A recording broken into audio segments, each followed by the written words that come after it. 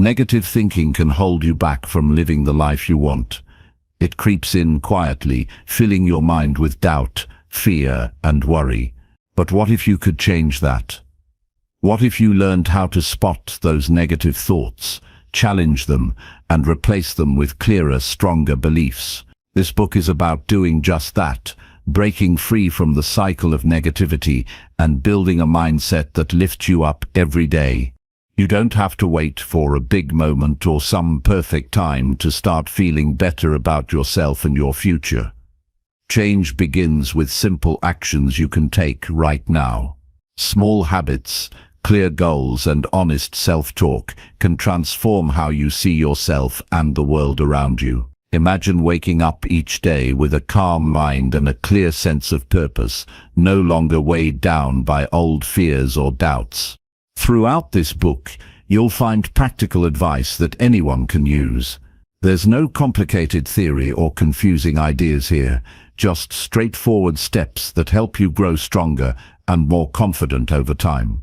You'll learn how to take control of your thoughts, handle setbacks without losing hope, and create routines that support your mental and emotional well-being. The journey isn't always easy, and growth can feel slow at times. But sticking with these practices will build your resilience and open doors to opportunities you might not have seen before. This isn't about quick fixes or magic solutions. It's about steady progress and the daily choices that lead to lasting change. By the end, you'll have tools to keep moving forward, even when life feels tough. You'll understand how to protect your peace, set boundaries, and focus on what truly matters.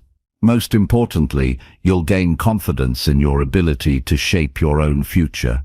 If you're ready to break the grip of negative thinking and step into a life filled with clarity, strength, and hope, this book is your guide. Keep reading and take the first step toward the positive change you deserve. Chapter 1: Identify your negative thoughts and challenge them daily. Everything begins in the mind. Before anything changes on the outside, something must shift on the inside. That shift often starts with awareness. Specifically, awareness of your own thoughts. Your thoughts shape your perception of reality. They guide your decisions, fuel your emotions, and influence your habits. If your mind is full of negative thoughts, doubt, or quiet mental attacks, then your experience of life becomes heavy, fearful, and unclear. You lose energy, motivation, and belief in yourself. That's why the first step in breaking negative thinking is not about changing the world around you. It's about seeing clearly what's happening inside your own head. You cannot change what you do not see. Most people walk through life on autopilot, responding to their thoughts as if those thoughts were facts. If the mind says, "You're not good enough," they accept it. If the mind says, "Why bother trying?" they retreat. They don't challenge these thoughts because they don't even realize they're thinking them. The process happens so quickly, so quietly, that they confuse thought with truth. This is how negativity takes control, by hiding in the background and whispering doubt until it becomes familiar. The first step is to pause and observe. Stop assuming that every thought you have is valid or helpful. Begin to notice what your mind tells you. You may be surprised by how often your thoughts are critical, fearful, or self-sabotaging. You might hear things like, "Nothing ever works out," "You always fail," or "Everyone else is better than you." These thoughts sound personal, but they are patterns. They are loops that repeat because they were never questioned. You're not thinking them as much as they are thinking you. You've heard them for so long that they sound normal, but normal doesn't mean helpful. You don't have to believe everything your mind says. Once you begin to recognize negative thoughts, the next step is to challenge them. Ask yourself directly, is this thought helping me or hurting me? Is this thought based on facts or fear? Would I say this to someone I love? These questions interrupt the automatic process of believing everything that crosses your mind. They create space between you and the thought. That space is where you begin to reclaim control. When you challenge a negative thought, you take back your power. You're no longer a passive receiver. You become an active thinker. Challenging negative thoughts is not about lying to yourself or pretending everything is perfect. It's about being honest. If you fail at something, a negative thought might say, "You're a failure," but the truth is, you failed at one thing. That doesn't mean you are a failure. There is a difference between an event and an identity. The mind often confuses the two. It takes a moment of pain and turns it into a lifelong label. This is where you must step in and correct it. The thought is not the end of the story. You are. To do this consistently, you need awareness throughout your day. Notice how you talk to yourself when things go wrong. Listen to the tone of your inner voice. Is it harsh, critical, or unforgiving? Would you speak to a child the same way you speak to yourself? Probably not. Start replacing that voice with one that is strong but kind, firm but understanding. Talk to yourself the way you would talk to someone you care about, because you should care about yourself. Keep a journal. At the end of each day, write down the most common thoughts you had. Be honest. Don't filter or edit. Just write what came up, then go back and read them. Would you believe these thoughts if they came from someone else? Or would you question them? This exercise helps you see just how distorted your thinking can be. The more you practice, the more you will begin to notice patterns. You'll recognize which thoughts are always there when you're tired, stressed, or discouraged. And when you recognize them, you can prepare for them. You can meet them with strength instead of submission. One of the most important shifts in mindset is understanding that you are not your thoughts. You have thoughts, but they do not define you. They are just mental events, temporary messages that rise and fall like waves. Some thoughts are helpful, some are harmful. You are the observer. You decide which thoughts to act on and which to let pass. This awareness gives you freedom. You no longer have to be a prisoner of your own mind. Many people believe that negative thinking is just who they are. They say things like, "I've always been this way," or "I can't help it," but those beliefs are just thoughts too. And like all thoughts, they can be questioned and changed. You are not stuck. You are not broken. You are not doomed to live in a mental loop of fear and criticism, but you must be willing to do the work. You must take your mental life seriously. It affects everything else. The world will not always be kind. Life will bring challenge, rejection, and difficulty.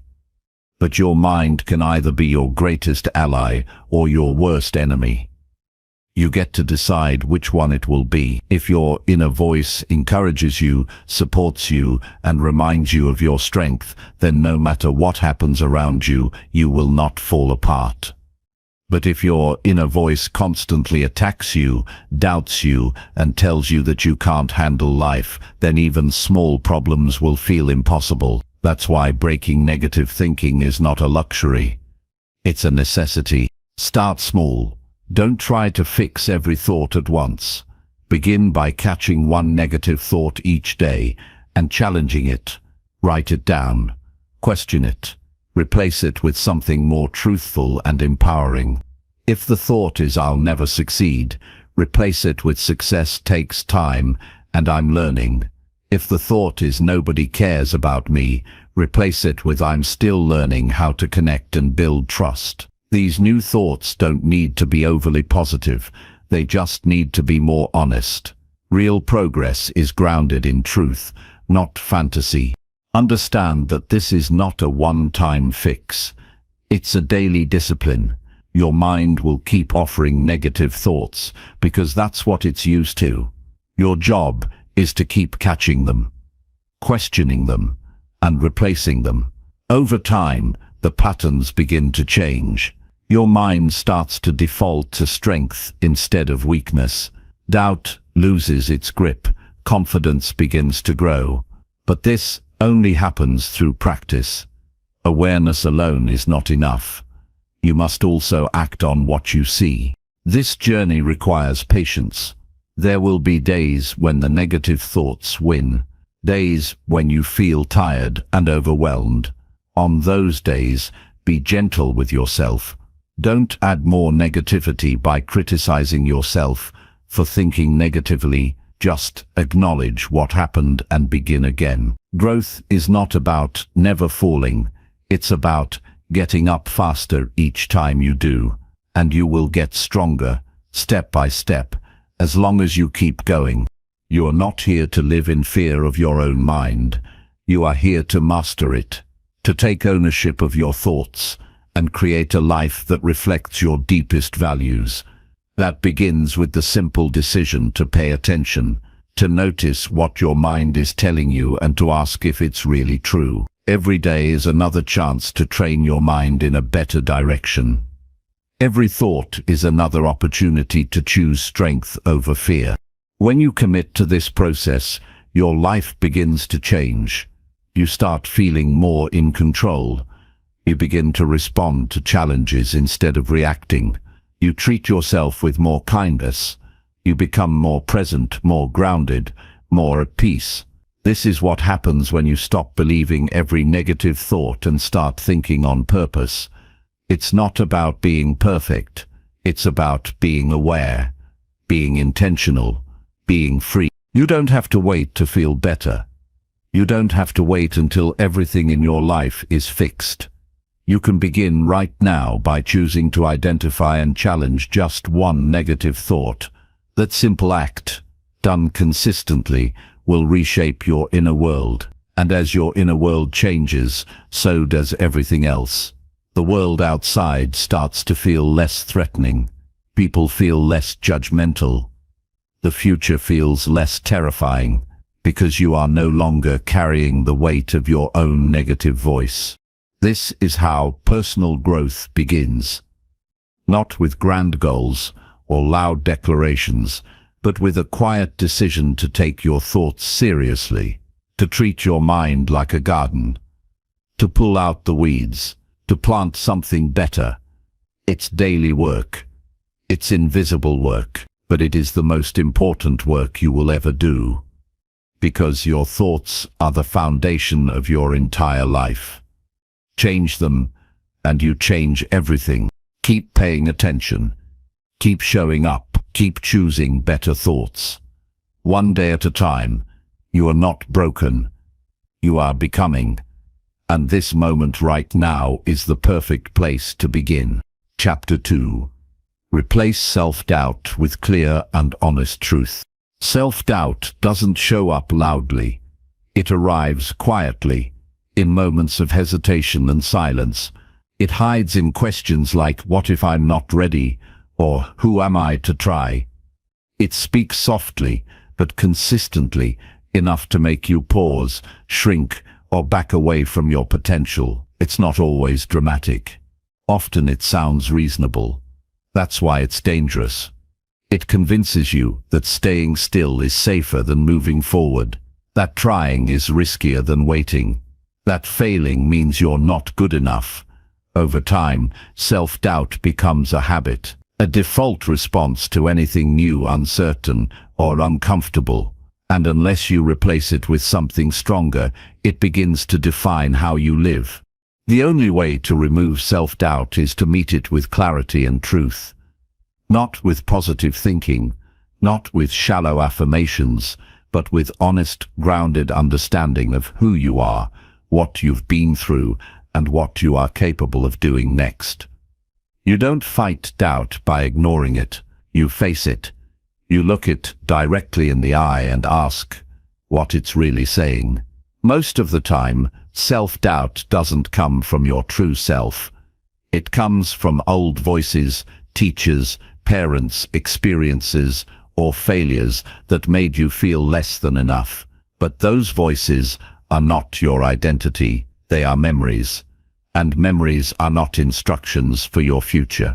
Clarity begins when you stop guessing about your worth. When you stop basing your confidence on feelings and start building it on facts. Look back on your life honestly. What have you overcome?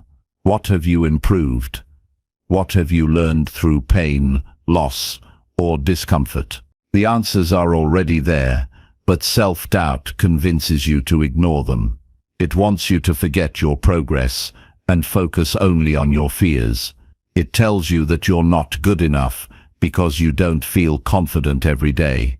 But confidence isn't a feeling, it's a result. It comes from doing hard things, from showing up even when you're unsure, and from taking small actions until your mind starts believing what you're proving. You don't replace self-doubt by waiting for a breakthrough. You replace it by choosing to stop lying to yourself. Doubt says, "You're not capable," but the truth is, you've already faced difficult days, and you're still here. Doubt says, "You'll never get it right," but the truth is, you've figured out things before, and you can figure this out too. Truth is not about being overly positive, it's about being accurate. And when you start to live in truth, your self-image changes. Not because you're telling yourself what you wish were true, but because you're standing on what actually is. Every time you doubt yourself, pause and ask, what do I know for sure? What have I done that proves I'm not helpless? What have I survived that makes this next challenge possible? This reflection is not ego, it's honesty. The world will always have reasons to challenge your belief in yourself. But the real challenge is whether you will continue to feed lies or whether you will speak truth to yourself with courage. The truth is not loud. It doesn't beg for your attention. It waits for your permission. It's always there, but you must choose to hear it. You must also stop confusing self-doubt with humility. Doubting yourself doesn't make you humble. It makes you stuck. Real humility is knowing your limits, while also recognizing your responsibility to grow. It's saying, I may not know everything, but I'm willing to learn. Self-doubt says, I'm not ready. Truth says, I'm learning to be ready. One keeps you standing still, the other moves you forward. That difference changes everything. Many people think that self-belief comes first and action comes after, but the opposite is true. Action leads to belief. Start small, take one step, prove something to yourself. That evidence becomes your strength. The more you do, the less you'll need to be convinced that you're capable, because you'll have proof. The people who trust themselves most are not the ones who never doubted. They are the ones who acted anyway. They took steps in silence, in fear, in uncertainty, and they learned that movement itself builds confidence. Be careful about what you tell yourself. Every thought you repeat becomes a message to your nervous system. If you say, I can't, often enough, your mind starts searching for reasons to make it true. If you say, I'm not ready, your mind will focus on everything that proves your unreadiness. But if you change your language, even slightly, you begin to change your focus. Say, I'm preparing. Say, I'm figuring it out. Say, I'm learning. These are not empty words. They're reminders that your current struggle is not your final story. Self-doubt also grows in isolation. When you keep everything inside, your fears, your insecurities, your struggles, they begin to take up more space than they deserve.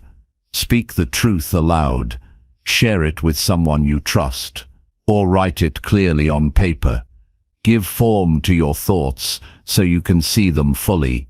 Often, what feels overwhelming in your mind becomes manageable when put into words. That's when clarity returns. That's when the fog lifts and you can start thinking again with reason instead of fear. Be aware of who you spend time with. If you're surrounded by people who constantly question you, dismiss your ideas, or feed negativity, your self-doubt will grow stronger. Not because they control your thoughts, but because influence matters. Spend more time with people who speak truth to you, who see your strength, who remind you of your progress, who hold you accountable but never put you down. You don't need cheerleaders. You need truth-tellers who believe in your growth, even when you don't. Your story is still being written. Don't allow self-doubt to become your narrator. Don't let it tell you who you are or what you're capable of. That job belongs to you.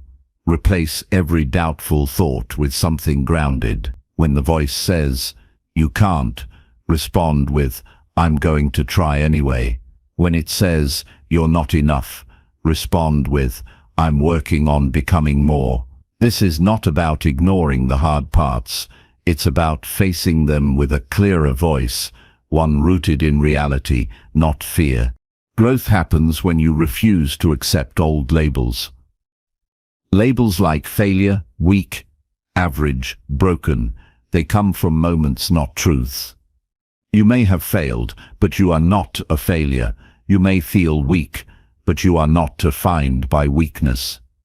You may have settled in the past, but you are not stuck. The moment you stop treating temporary emotions as permanent facts is the moment your life begins to change. Replace doubt with truth. By developing self-respect, treat your goals as if they matter. Show up for your habits, even when nobody's watching. Keep your promises to yourself. These are small acts of discipline, but over time they become the foundation of confidence. You stop needing external validation because your actions are enough. You know who you are because you've seen what you're willing to do. That's truth. That's power. Self-doubt will visit you again. It doesn't disappear forever, but each time it comes back, you'll be more prepared. You'll know what it looks like. You'll recognize its voice. And instead of letting it take over, you'll respond with evidence, with clarity, with action. You'll return to the truth, not as a wish, but as a habit. And each time you do, the voice of doubt gets quieter. Your voice gets stronger. You don't need to wait for someone else to believe in you. You don't need the perfect moment or the perfect plan. You need the truth. And the truth is this: you have more strength than you've given yourself credit for. You have more potential than you've allowed yourself to use. You have the ability to build, to grow, to rebuild again and again, no matter how many times you fall. But it starts with what you tell yourself. It starts with how you answer doubt when it shows up. It starts with replacing lies with truth. Every single day. Chapter 3. Chapter 1. Build new habits that support a better mindset. A better mindset doesn't come from wishing or waiting. It comes from what you do every day. The way you begin your morning, the thoughts you entertain, the actions you repeat, and the choices you make, these all create the mental framework that shapes how you live. If your habits are working against your growth, then even the strongest motivation will fade. Motivation can give you a push, but it is your habits that determine where you end up. To build a stronger, clearer, and calmer mind, you must create habits that support mental clarity, emotional stability, and self-respect. Every day, your habits are teaching your mind what to expect from you. If you stay up too late, start your day with noise and distraction, avoid meaningful work, and constantly scroll through negativity, your mind will respond with anxiety, fatigue, and confusion. These aren't personality traits, they are consequences. The brain adapts to what you feed it, and when you feed it disorder, it cannot create peace. That's why changing your mindset doesn't start with positive thinking, it starts with disciplined living. Begin with small, consistent shifts. Choose one habit you can anchor at the start of your day. Not something big, something stable. Wake up at the same time, drink water before checking your phone. Sit in silence for 5 minutes and breathe. These habits don't feel life-changing at first, but they change how you enter the world. They give you space between sleep and chaos, space between the inner world and the outer noise. This space is where your mind regains control. Without it, you go straight from bed into reaction, and you spend the rest of the day catching up to your own life. Structure brings mental peace, not because everything goes according to plan, but because you know where to begin. Most people stay stuck in confusion because they live without rhythm. They say they feel lost, unmotivated, or overwhelmed, but those feelings are often the result of scattered habits. When every day is unpredictable, the mind begins to fear the unknown. But when you bring consistency into your daily actions, mind feels safe enough to focus and grow. Discipline reduces emotional noise. Your mindset improves when you give your energy to what you can control. One of the most effective habits you can build is deciding the night before what your next morning will look like. Write down 3 small priorities, not overwhelming tasks, just 3 things you will complete. When you wake up, follow that list before anything else. This simple habit builds mental order. It shows your brain that your life has direction. Over time, that direction becomes internalized, and you stop relying on emotion to decide what happens next. You begin to lead yourself. Mental habits are just as important as physical ones. If you want to support a better mindset, you must break the habit of overthinking. Overthinking is not reflection, it's fear in disguise. It gives the illusion of control, but it leads to paralysis. A helpful habit to practice is time-blocked decision-making. When a decision arises, give yourself a set time, 15 minutes, 30 minutes, maybe 1 hour, to consider your options. Then decide, move on, train your mind to choose, and commit. This builds mental strength and reduces unnecessary stress. Another powerful habit is intentional input. What you consume affects how you think. If your daily habit includes constant negative news, toxic conversations, or empty entertainment, your mind will become restless and defensive.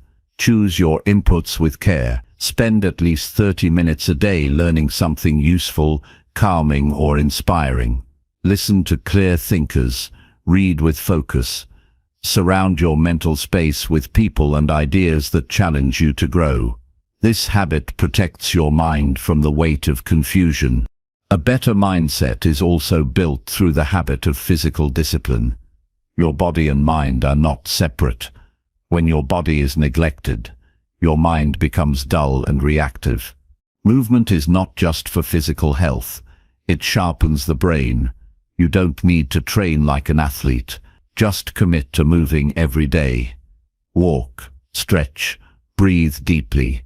These small acts send signals to your mind that you are alive, present, and in control. Even 10 minutes of movement can shift your emotional state. Another underrated habit is stillness.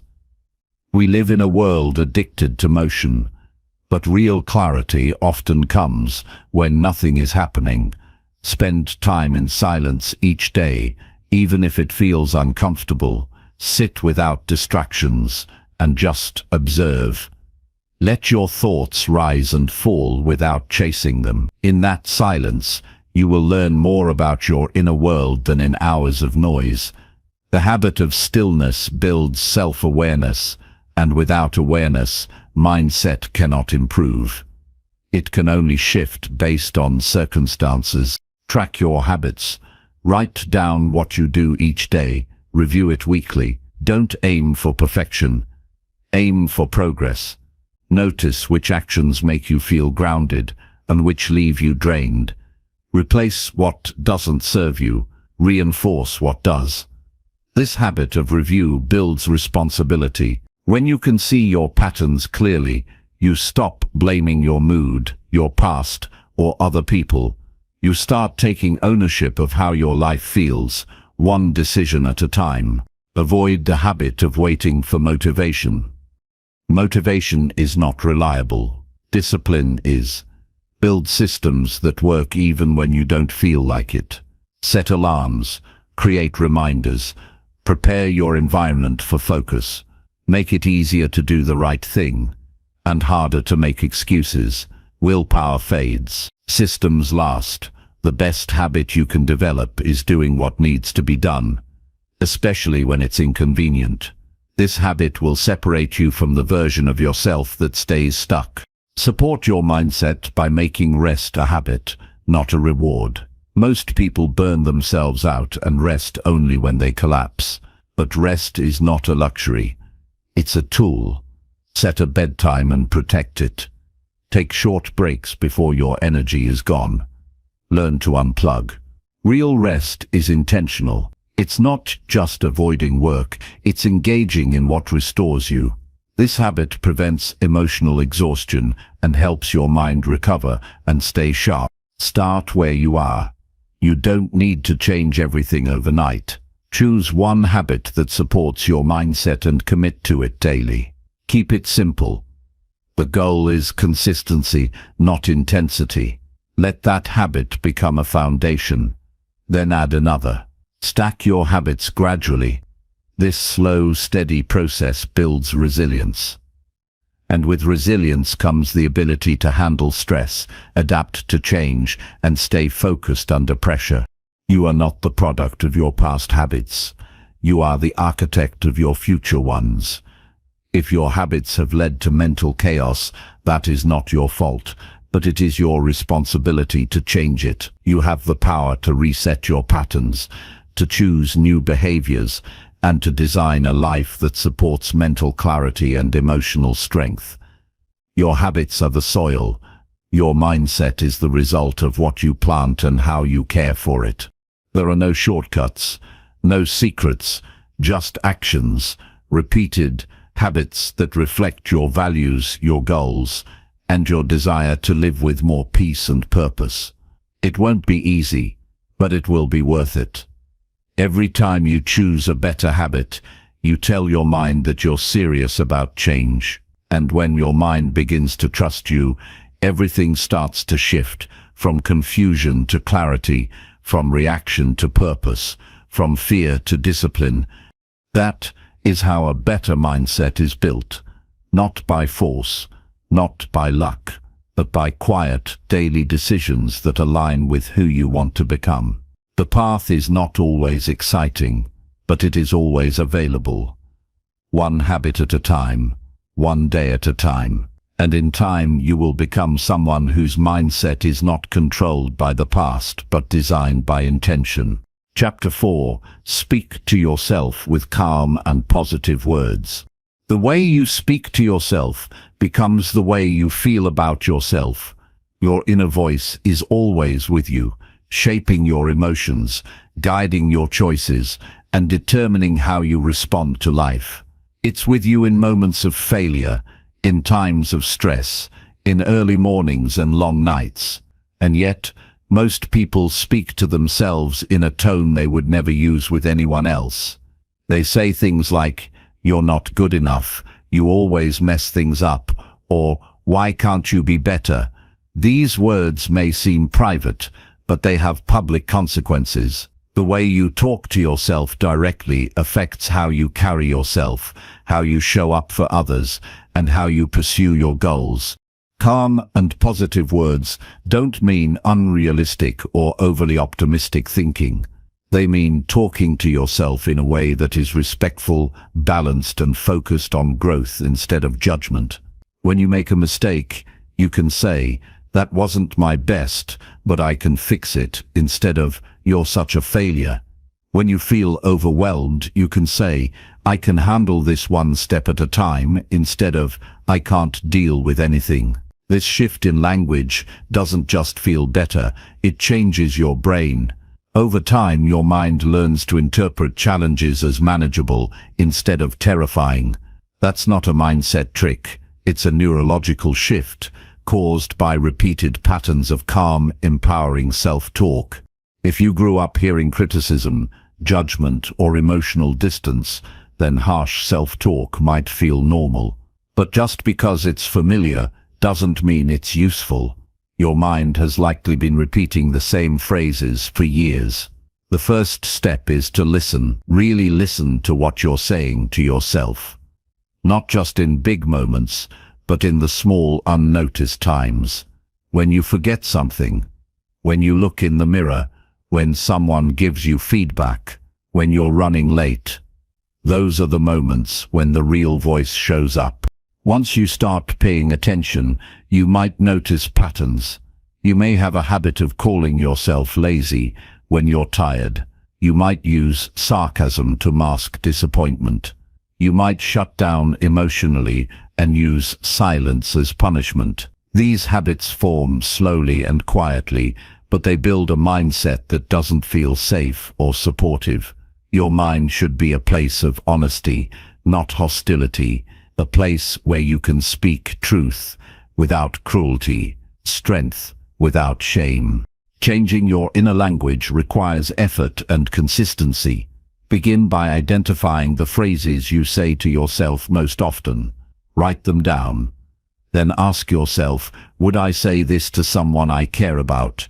Would I want a child to hear these words every day? If the answer is no, then why speak to yourself that way? You are not a problem to be fixed. You are a person to be supported, especially by the one voice that follows you everywhere, your own. Speaking calmly to yourself means choosing words that bring clarity instead of panic. It means saying, I don't know yet, but I'll learn instead of I'm so stupid. It means saying, this is difficult, but I've faced worse, instead of I can't handle this. These words don't eliminate pain, but they help you stay grounded in the middle of it.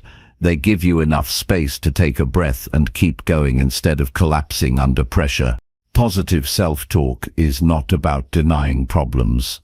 It's about reminding yourself that problems can be faced. When your mind tells you that things are falling apart, your calm voice responds with stability. When fear tells you to hide, your inner voice reminds you that courage is not the absence of fear, but the decision to act despite it. You don't have to feel strong to speak with strength. You just have to choose not to fuel the fear with more fear. You can develop this skill through repetition. Every time you catch yourself speaking negatively, stop and reframe it. Replace the harsh statement with a more balanced one. If you say, I'll never get this right, replace it with, it's okay to struggle while learning. If you say, no one likes me, replace it with, I'm still learning how to connect, and that takes time. These are not tricks, they are truths told with care. And telling yourself the truth in a kind tone is one of the strongest forms of discipline. You should also be aware of the tone you use. Sometimes it's not the words, it's the voice behind them. You might say the right thing, but in a way that feels cold or forced. Speak to yourself as you would to a close friend who's going through a hard time. Be firm when necessary, but never cruel. Be direct without tearing yourself down. You can correct yourself without demeaning yourself. Practice this every day, especially when things go wrong. It's easy to be kind to yourself when everything is fine. The real work happens when you're tired, disappointed, or anxious. That's when your old habits will try to take over. You'll want to blame yourself, criticize yourself, or shut down. In that moment, pause. Say something different. Even if it feels unnatural at first, say it anyway. The more you practice, the more real it becomes. Use writing as a tool to shape your inner voice.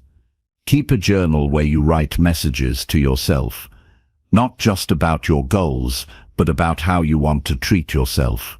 Write the kind of support you wish someone else had given you.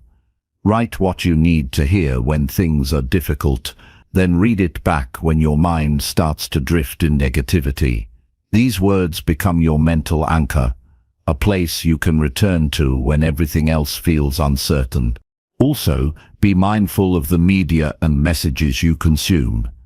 If you're constantly surrounded by negativity, sarcasm, or unhealthy comparisons, your mind will absorb that tone. Choose inputs that align with the voice you want to build. Read books that speak with clarity. Listen to voices that offer wisdom without drama. Let your mind be shaped by strength and calmness, not fear and noise. If you've spent years speaking harshly to yourself, the change won't happen overnight. You will slip back into old patterns. That's okay. The goal is not perfection. The goal is awareness and course correction. When you notice the negative voice, pause and switch. Don't punish yourself for slipping, praise yourself for catching it. Every correction is a win. Every gentle word is a step in the right direction. Your inner voice becomes your companion in everything you do. It's the one presence that never leaves. You can use it to create peace, or you can let it become a source of constant tension. The choice is always yours. This isn't about being endlessly positive. It's about being consistently fair, about speaking with balance, truth, and care, even when no one else is watching or listening. Your words shape your world. Speak with power, but speak with peace. Remind yourself that you're allowed to make mistakes and still be worthy. Remind yourself that growth takes time, and you're still on the path. Remind yourself that you can be strong without being hard on yourself. The voice you build today becomes the foundation you stand on tomorrow. Speak wisely. Speak kindly. Speak like someone who finally understands their own worth. Chapter 5. Focus fully on the present and let go fast. Most of life is happening right now, but we miss it because our minds are somewhere else. Either stuck in what already happened, or rushing ahead to what might happen next. The present moment is the only place where change begins, where peace can be felt, where clarity becomes available, but most people spend very little time actually living in it. They replay old conversations, revisit past mistakes, and hold on to moments they can no longer change, or they obsess over tomorrow's outcomes, worrying about events that haven't even happened. In both cases, life continues without them, unfolding second by second while their attention is somewhere else. To focus fully on the present is to return to what's real. It's choosing to bring your awareness back to where you are, not where you were, and not where you think you should be. It's not something you do once and then master. It's something you practice every time your mind tries to escape. You bring it back gently over and over again until it starts to stay. That's how you build presence, not through force, but through consistent return. Letting go is not forgetting. It's not pretending that nothing mattered. It's not ignoring your feelings or denying that something hurt. Letting go is deciding that your peace is more important than your attachment to the past. It's releasing your grip on something that's already gone so that you can hold space for something new. It's not always immediate. Some experiences stay with you longer, but the choice to keep reliving them, to keep feeding them with your energy, that part is yours. You don't need to keep paying the price for something that already cost you enough. You've probably held on to things for far too long before. Maybe it was a comment someone made years ago. Maybe it was a failure you couldn't shake. Maybe it was guilt, resentment, or disappointment. These moments build up like heavy weight in your mind, and every time you revisit them, you add another layer of tension, but nothing changes. The past doesn't become more clear or less painful by thinking about it more. It just becomes heavier. To live in the present, you have to let go faster. Not carelessly, but intentionally. You notice when something is starting to consume your attention, and you decide not to carry it any further than necessary. You learn to say, "That happened, it's over, I'm still here," and then you move on. Not because it didn't matter, but because you matter more. Letting go quickly doesn't make you weak. It makes you available. Available for what's next, for what's true, for what's still possible. There's a deep kind of strength in being fully engaged with the moment you're in. When you're present, your mind is not scattered. You're not half listening, half worrying, half regretting. You're fully here. That kind of focus sharpens your decisions, improves your relationships, and strengthens your confidence. You stop reacting from old wounds and start responding with clear intention. You notice your breath, your posture, the tone of your voice. You become aware of how you're showing up, not in the past or the future, but in this exact second. Living this way takes discipline. It's easy to slip into distraction.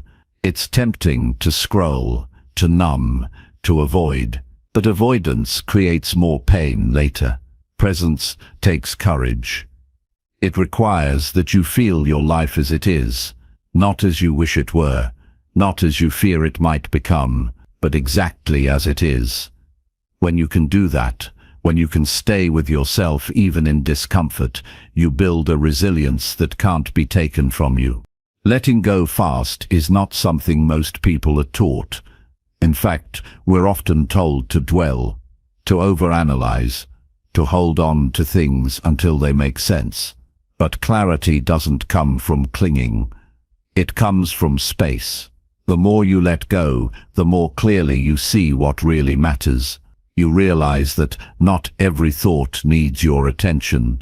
Not every feeling needs a reaction. Some things just need to pass, and they will. If you let them. You don't need to resolve everything to move on. Closure is often overrated. Sometimes, the only closure you need is the decision to stop reopening the wound. You stop replaying the story. You stop giving power to what already happened. You take a deep breath, and you give yourself permission to continue living. Not because everything is fixed, but because staying stuck won't fix anything. The present moment is where all your power is. It's where decisions get made. It's where healing happens. It's where opportunities arise. But you can only access that power if you're here to meet it. That means training your attention like a muscle.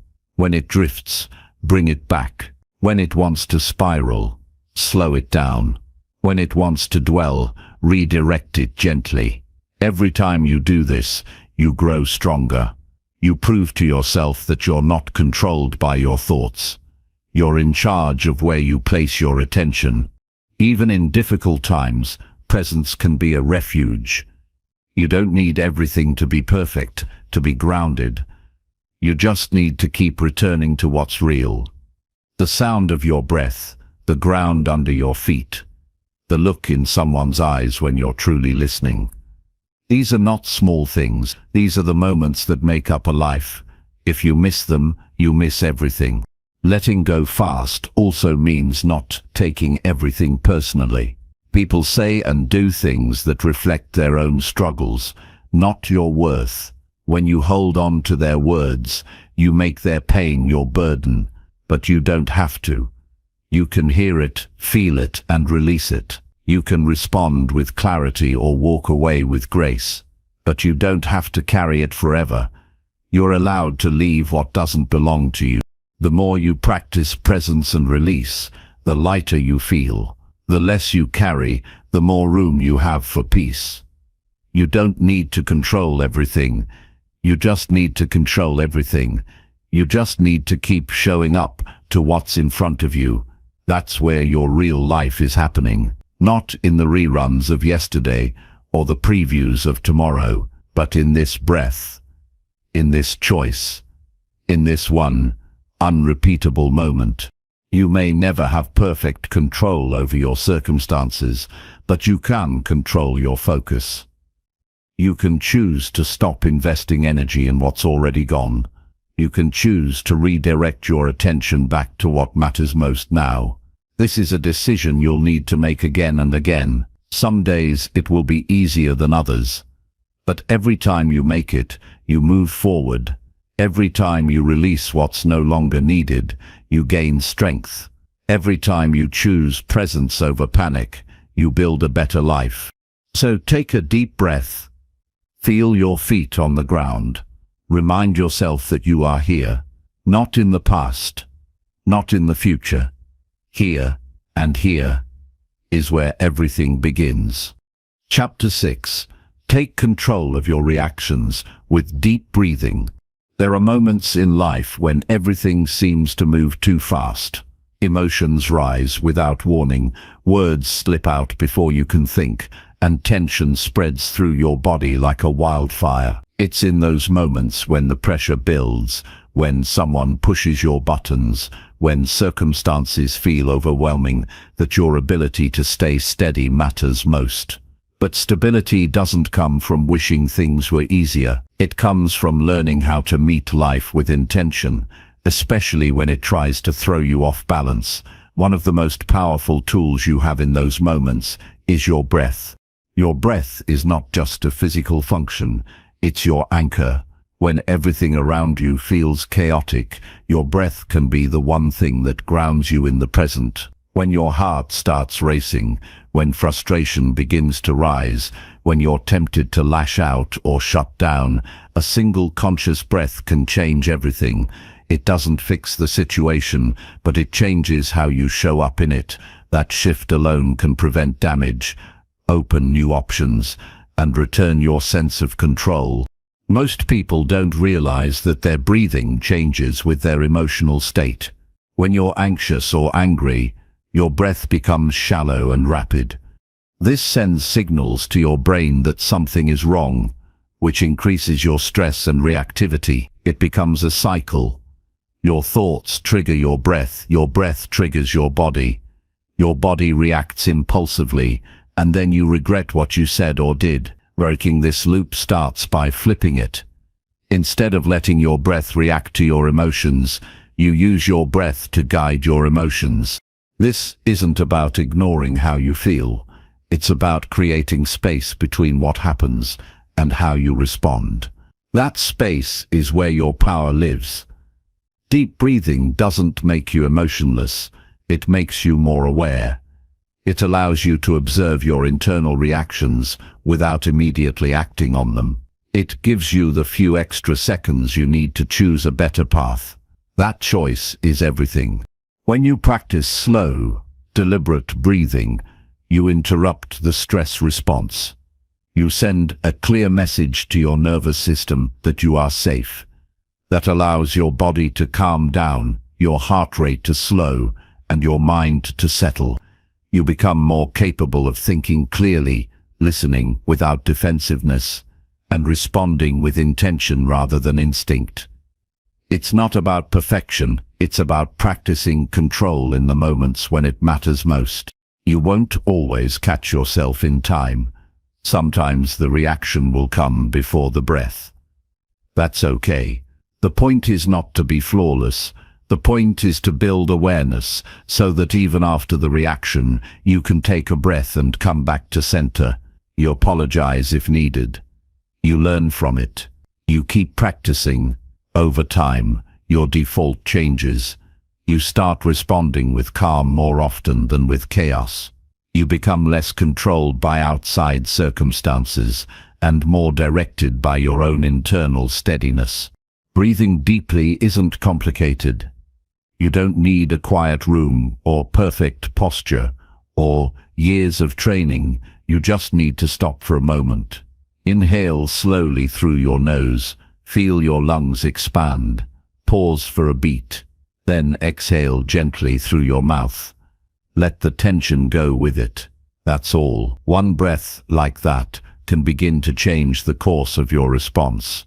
3 or 4 in a row can shift your entire mindset. When you make this a habit, you start to notice situations that used to provoke you now feel less threatening. You become more patient. You listen longer before reacting. You stop needing to win every argument or defend every opinion. You realize that calm isn't weakness, it's mastery. And you begin to respect yourself more for holding that energy rather than losing it to temporary emotion. There will always be people who try to trigger you. There will be setbacks, inconveniences, and moments where things don't go as planned, but these are not reasons to give up your peace. They are opportunities to practice holding it more firmly, and your breath is your access point every time. It doesn't need to be dramatic. In fact, the more subtle and consistent it becomes, the more powerful it is. Like a quiet strength beneath the surface, always available. It's also important to understand that deep breathing isn't just a response tool. It can be a proactive practice. You can use it at the start of your day to set your tone.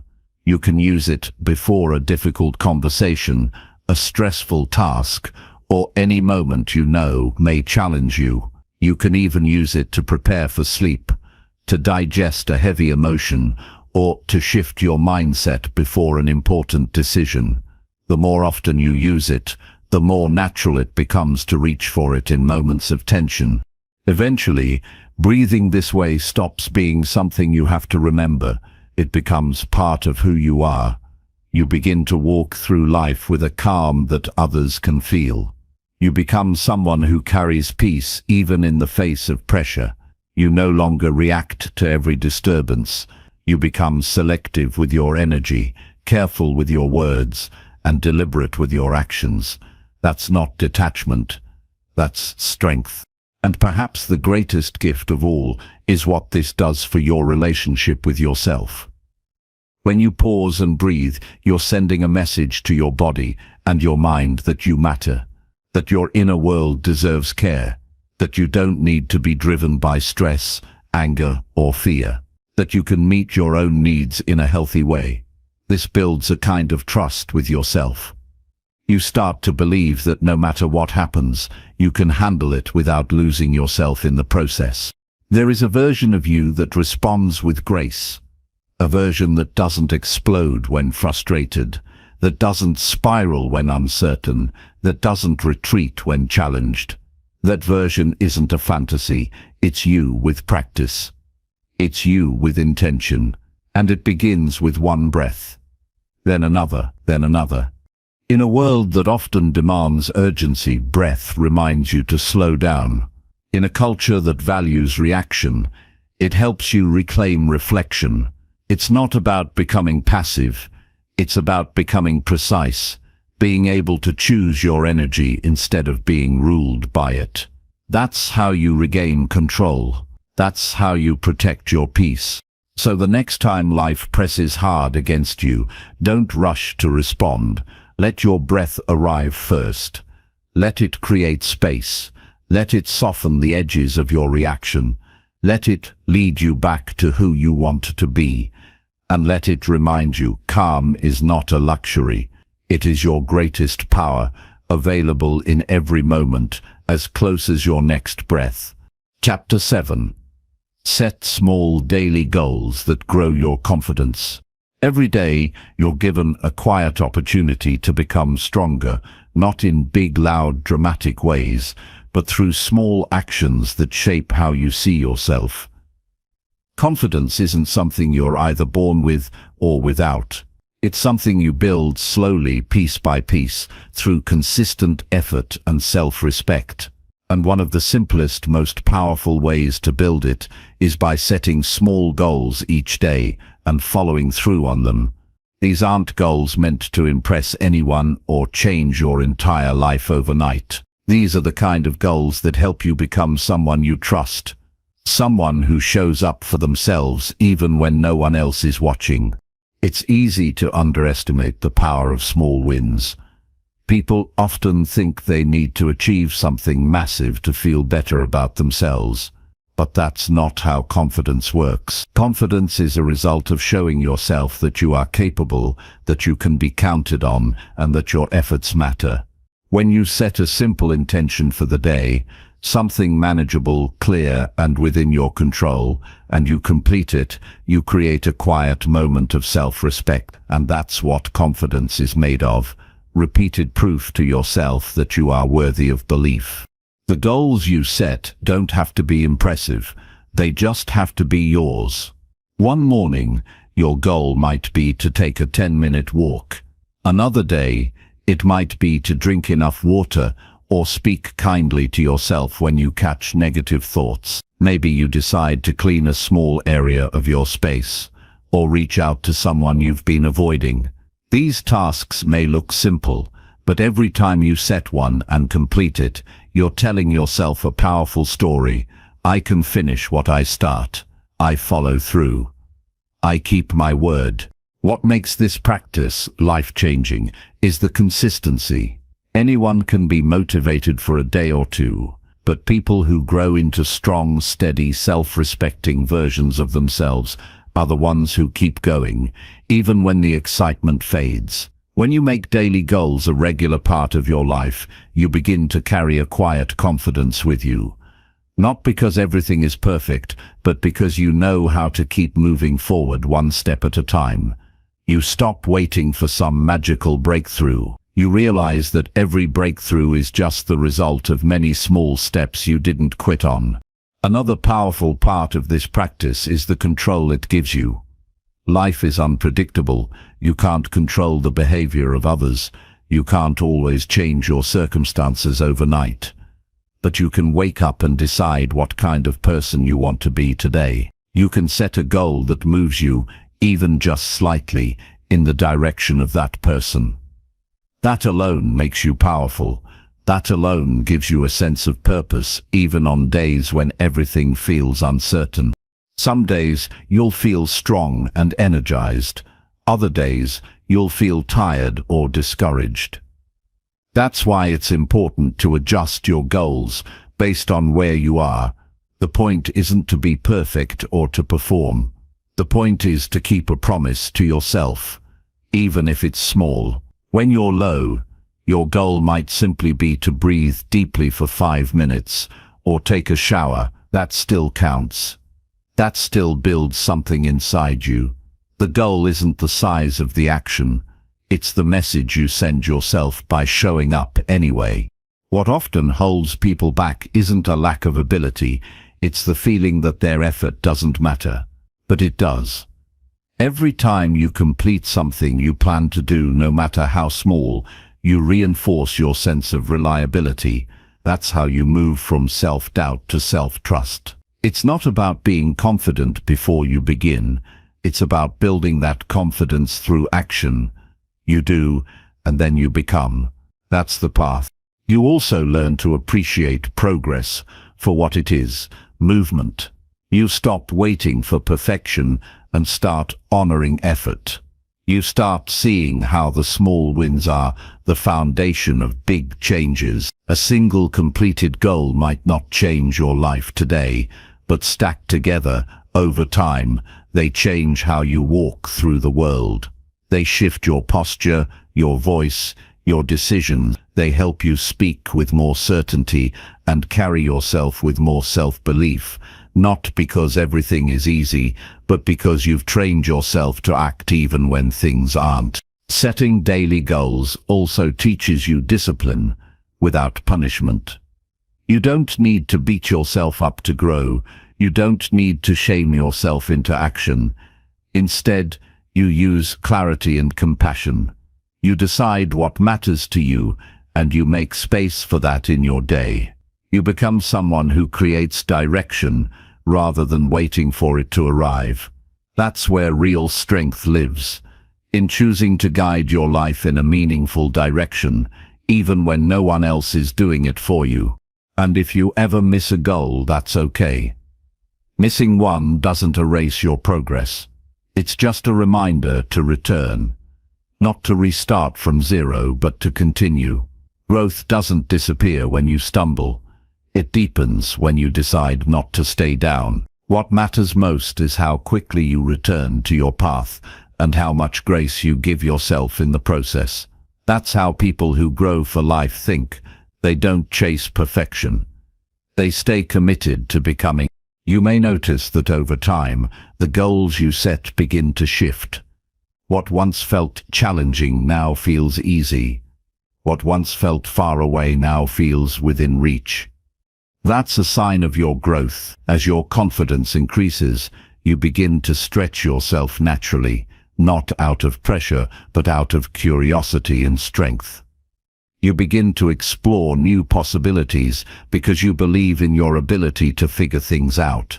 That's the kind of confidence that lasts, not a loud, surface-level kind, but a steady, earned, unshakable kind, built daily, built honestly, built by you. So when you wake up tomorrow, ask yourself one question: what small goal can I set today that will make me feel proud? Then do it. Let it be simple. Let it be doable. Let it reflect what matters to you. And when you complete it, take a moment to acknowledge what you just did, because that moment is bigger than it seems. That's the moment you grow. That's the moment you become someone who doesn't just dream of change, but lives it, step by step, one goal at a time. Chapter 8. Surround yourself with people who lift you up. The people you allow into your life influence more than just your mood. They shape your habits, your standards, your beliefs about what's possible for you.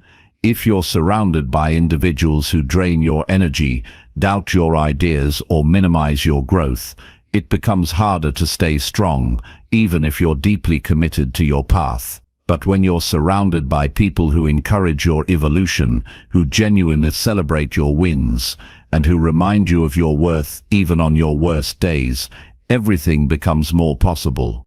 You begin to rise higher without having to push so hard, because the energy around you starts working with you, not against you.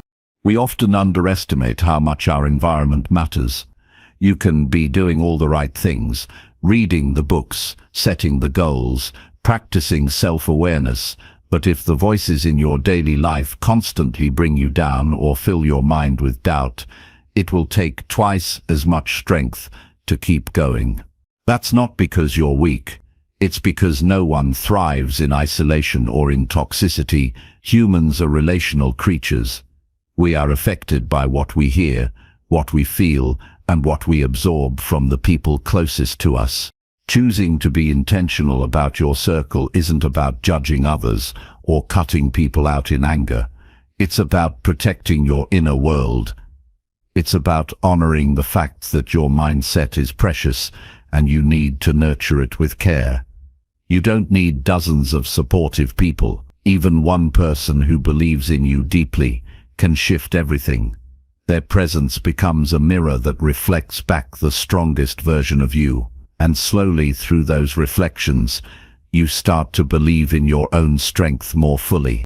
Sometimes the hardest part is realizing that certain people you've grown up with, worked with, or loved deeply are no longer aligned with the person you're becoming. This can be painful, but it's not cruel to grow beyond someone. It's honest. And when you stop forcing yourself to shrink just to stay connected, you begin to breathe more freely. You create space in your life for the kind of relationships that are rooted in mutual respect and inspiration, not guilt or obligation. People who lift you up don't always look the same. Some challenge you in a way that feels uncomfortable at first, but ultimately helps you grow. Others provide calm and safety when your mind is overwhelmed. Some make you laugh when you forget how to be light, and some hold you to higher standards simply by showing you what's possible when you live with integrity. All of these people are valuable. What matters is that you feel expanded, not diminished, when you're around them. You'll know someone is good for your growth when you leave their presence feeling more motivated, not more insecure. When you talk about your dreams and they listen without mockery or doubt. When you fail and they remind you it's not the end. When you struggle and they offer help without making you feel like a burden. These are the signs of true support. These are the relationships that add energy rather than drain it.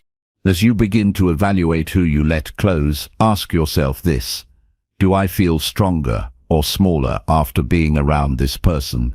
Do I have to censor who I really am just to maintain peace? Do I feel heard, or do I always have to fight for space in the conversation? These are not selfish questions, they're survival questions, because your energy is sacred, your time is limited, And the people around you either help you build or they slowly erode what you're trying to create. You are not meant to carry the weight of everyone else's fears. When someone constantly projects their limitations onto your life, it's not a reflection of your ability, it's a reflection of their pain. But if you absorb those doubts long enough, you begin to treat them like facts. That's why it's so important to be surrounded by people who can see beyond the fear. People who have done their own inner work, or are committed to doing it, are far less likely to hold you back. They understand what growth feels like, and they know how much courage it takes. Even if you're currently feeling isolated or unsupported, you are not stuck. You can begin today by seeking out new voices. Read the words of people who think differently. Listen to those who speak life and power into their message. Join spaces where your vision is welcomed, not ridiculed. And most importantly, become the kind of person you want to attract. Be generous with your support. Encourage others without keeping score. Lead with honesty and kindness. The right people will recognize that energy and respond to it. It's not about creating a perfect community. It's about finding people who are real, honest, and committed to growth. Just like you. They might not always agree with you, but they won't try to break you down. They'll challenge you with love, not shame. They'll see your effort, even when the results aren't visible yet. And they'll remind you of your power when you forget it yourself.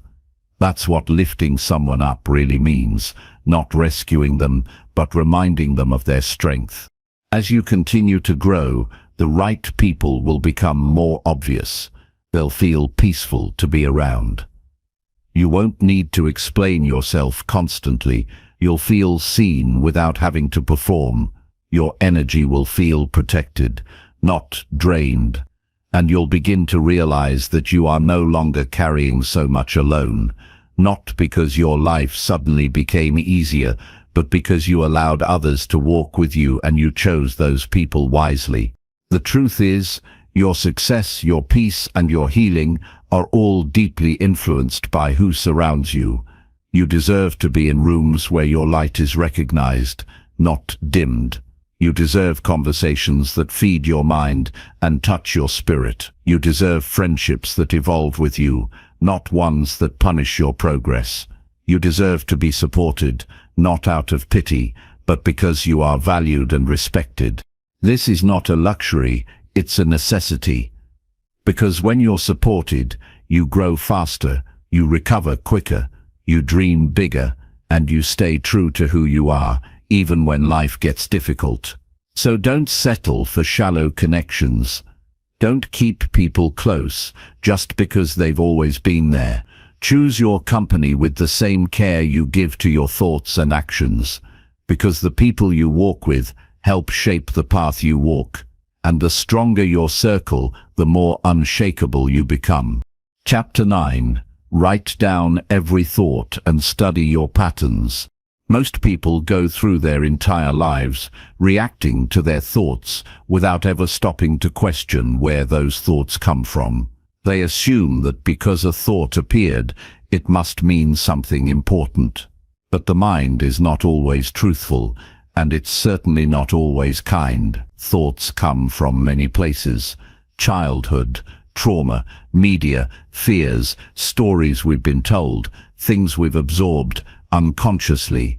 If you don't begin to observe and understand the patterns behind those thoughts, they will continue to influence your life in ways you don't even realize. The only way to take back control is to write them down, study them, and face what's been running silently in the background of your life.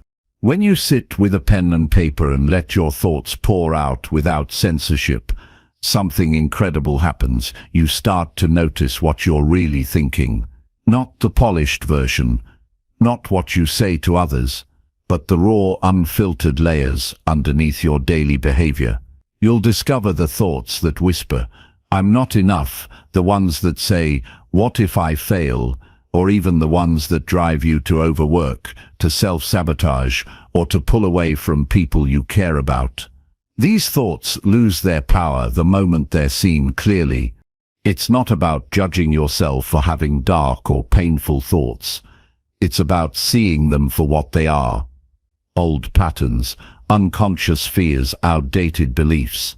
By writing them down, you create space between yourself and your mind. You begin to understand that you are not your thoughts. You are the one observing them. And from that place of awareness, you gain the power to choose what to keep and what to release. Start simply. Don't worry about writing something poetic or profound. Write what comes up without editing yourself. I feel anxious today. I don't think I'm doing enough. I'm scared no one understands me. Just let it out. As you build this habit, patterns will begin to appear. You'll notice the same themes repeating, maybe a fear of rejection, or a tendency to assume the worst, or a constant push to prove your worth. These patterns are the blueprint of your inner life. Once you see them, you can begin to understand why certain situations trigger you, why you react a certain way, why you repeat the same emotional cycles. This is not about obsessing over every thought.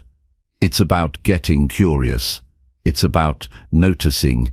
Interesting, I always feel this tightness when I have to speak up, or every time I try to rest, I feel guilty. The more you observe, the more you begin to question, where did this come from? That question leads to powerful answers. You'll remember things, moments you dismissed, things adults said when you were young, experiences that left a mark but were never processed. Those memories are often stored in thoughts that replay over and over, disguised as self-doubt or overthinking. Writing gives you the chance to look at your mind from the outside. That distance is everything. Without it, you're just swimming in your thoughts, getting tossed around by them. But with a journal, you're standing on the shore, watching the waves, learning their rhythm. You begin to understand what triggers the storm and how to calm it. You learn when to listen and when to let a thought drift away. You'll also begin to notice how your thoughts influence your emotions. A single sentence in your mind, like "I always mess things up," can spiral into sadness, frustration, or hopelessness if it goes unchecked. But if you write that sentence down and ask yourself, is this really true? When did I start believing this? What evidence do I have for the opposite? You take back your power. You begin to replace reaction with reflection, and slowly, your emotional responses begin to change. Not because you force yourself to be positive, but because you're removing the roots of negative thinking, one written word at a time. Some thoughts will shock you with their intensity. Others will seem trivial at first, but when you see them every day in your writing, you'll realize they're shaping your entire mood. Some days your writing will feel like a release valve, letting out all the pressure you didn't even know was building inside. Other days it will feel like a quiet conversation with your truest self, the part of you that watches patiently, that wants you to heal, that has been waiting for you to slow down and listen. Over time, your journal becomes a mirror of your inner growth. You'll see how far you've come. You'll see entries from weeks ago that once felt overwhelming, but now seem distant and resolved. You'll track your evolution, not just in how you think, but in how you respond to what you think. This kind of awareness changes your entire life, because it changes how you experience your own mind. And the more consistent you are with this process, the more you'll trust yourself. You'll trust your ability to sit with discomfort, to face fears without running, to unravel confusion without needing someone else to explain your life to you. You'll develop an inner confidence that isn't based on performance, but on self-knowledge. When you understand your mind, it no longer controls you. You don't believe every anxious thought. You don't follow every doubt. You pause, write, reflect, and from that stillness, you make better choices. Some people will say they don't have time to write, or they don't know where to start, but this isn't about time, it's about clarity. A few honest sentences each day can change how you think, feel, and act. And you don't need fancy prompts or perfect grammar. You just need to be real with yourself. If you can commit to that, even for 5 minutes a day, you'll begin to uncover a truth that no one else can give you, your own. This is not just a habit. It's a doorway to understanding who you've been, who you are, and who you are becoming. It's a sacred act of slowing down, of witnessing your inner world, of connecting the dots between your thoughts and your life. When you do this with consistency, you begin to trust your own voice again. You begin to realize that underneath all the noise, all the fear, all the noise of the outside world, your wisdom has always been there, waiting to be heard. And now, through the simple act of writing, you're finally listening. Chapter 10. Turn failures into lessons you will never forget. Failure is not the enemy of success, but a crucial part of the journey that too often gets misunderstood. Many see failure as a sign of defeat, a reflection of their limitations, or a reason to stop trying. But the truth is that failure is one of the most powerful teachers you will ever encounter. It reveals weaknesses you might not notice otherwise. It forces you to confront uncomfortable truths about your choices and your mindset. And if you approach it with openness, it will provide lessons that become the foundation for future triumphs you will never forget. The first step in turning failure into a lesson is to change your perspective on what failure actually is. It is not a permanent state or a label that defines you. Failure is an event, an experience that happens outside of who you are at your core. It is a signal, not a verdict. When you fail, something went wrong in your approach or circumstances, but that does not mean you are broken or unworthy. It means you have new information, new data to work with. It's an invitation to grow stronger, wiser, and more resilient. Often, the pain of failure comes from the stories we tell ourselves about it. We create narratives filled with shame, regret, or hopelessness. Those stories keep us stuck. The moment you experience failure, your mind can spin into "I'm not good enough," "I'll never succeed," or "this means I should quit." But those narratives are just thoughts, not facts. You have the power to rewrite the story. Instead of viewing failure as a final defeat, see it as an essential feedback loop. Each failure teaches you something about what to do differently next time. Learning from failure requires honesty and humility. You must be willing to look clearly at what happened without excuses or blame. Ask yourself difficult questions. What choices led to this outcome? Where could I have taken more care or been more strategic? What did I overlook? What internal beliefs held me back? This process isn't about self-criticism. It's about deep reflection and self-awareness.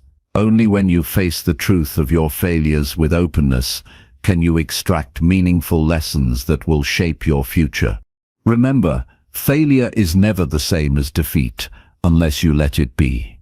Many successful people have faced tremendous failures but refused to be defined by them.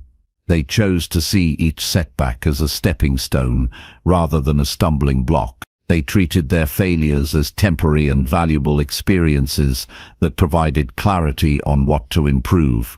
You can do the same. The lessons you learn from failure become part of your internal toolkit, equipping you to handle challenges with more skill and less fear. One of the greatest benefits of failure is that it reveals your resilience. When you fall and get back up again, you prove to yourself that you can endure hardship.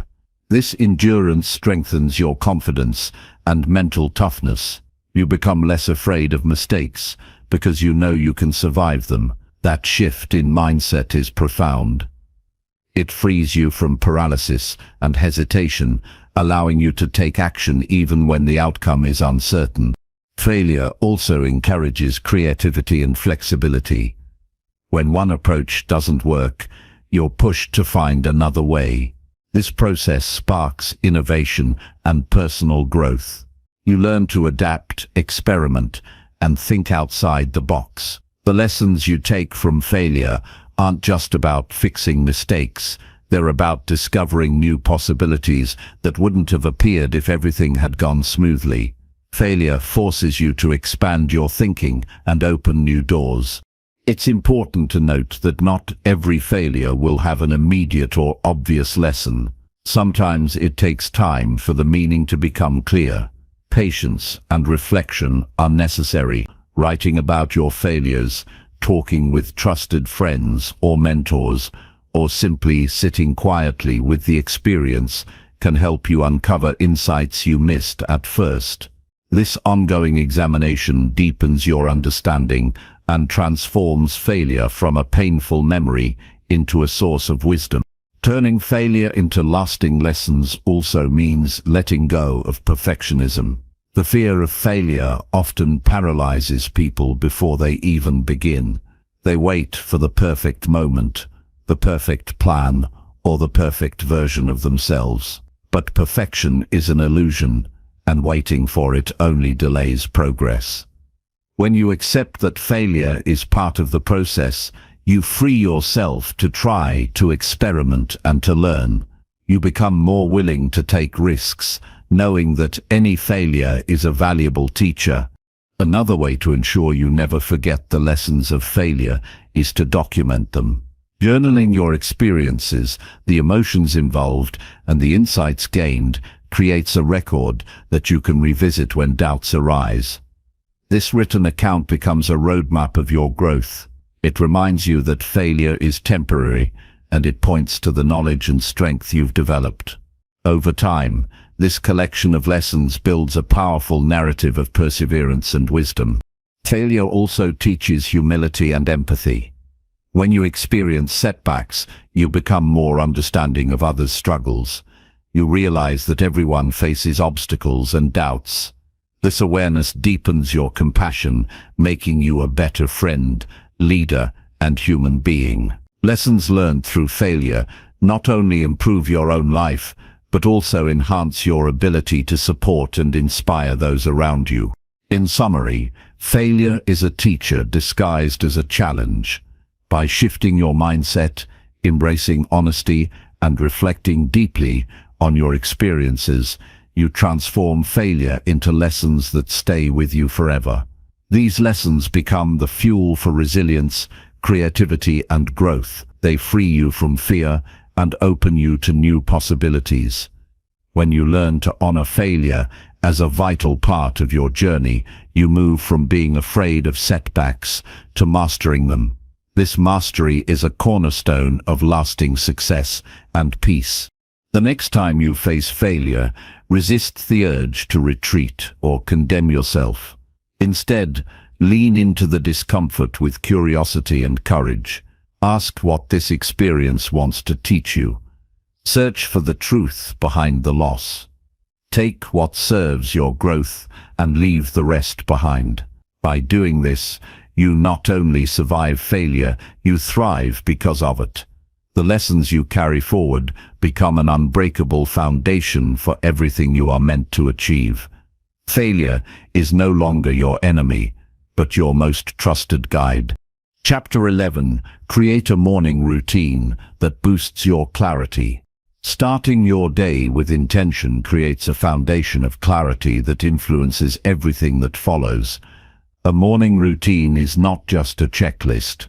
It is a deliberate practice that sets your mind and body into a state of focus and calm. When you take control of your mornings, you reclaim control over your day. This clarity allows you to move through challenges with less distraction and more purpose, enabling you to break free from negative thinking patterns that often cloud your judgment. Building a morning routine that boosts clarity begins with understanding what your mind needs when you first wake up.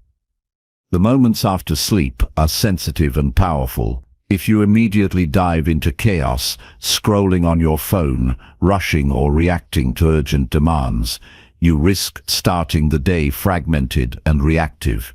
Instead, choose to create a calm environment for your mind to gently awaken. This can be as simple as sitting quietly for a few minutes, focusing on your breath, or gently stretching your body to signal that you are present and ready. One of the most effective ways to bring clarity into your morning is through intentional breathing.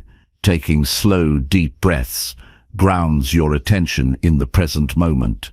This practice calms the nervous system and reduces the early morning fog that can lead to anxious or scattered thoughts. Even just a few breaths, focusing solely on the inhale and exhale, creates space in your mind. This space is essential for clear thinking and intentional decision-making throughout the day. Another powerful element of a clarity-boosting routine is setting an intention for the day. This is different from a to-do list. An intention is a guiding principle, a reminder of who you want to be or how you want to show up. It might be a phrase like, "I will act with patience," or "I choose progress over perfection," or "I will listen more than I speak."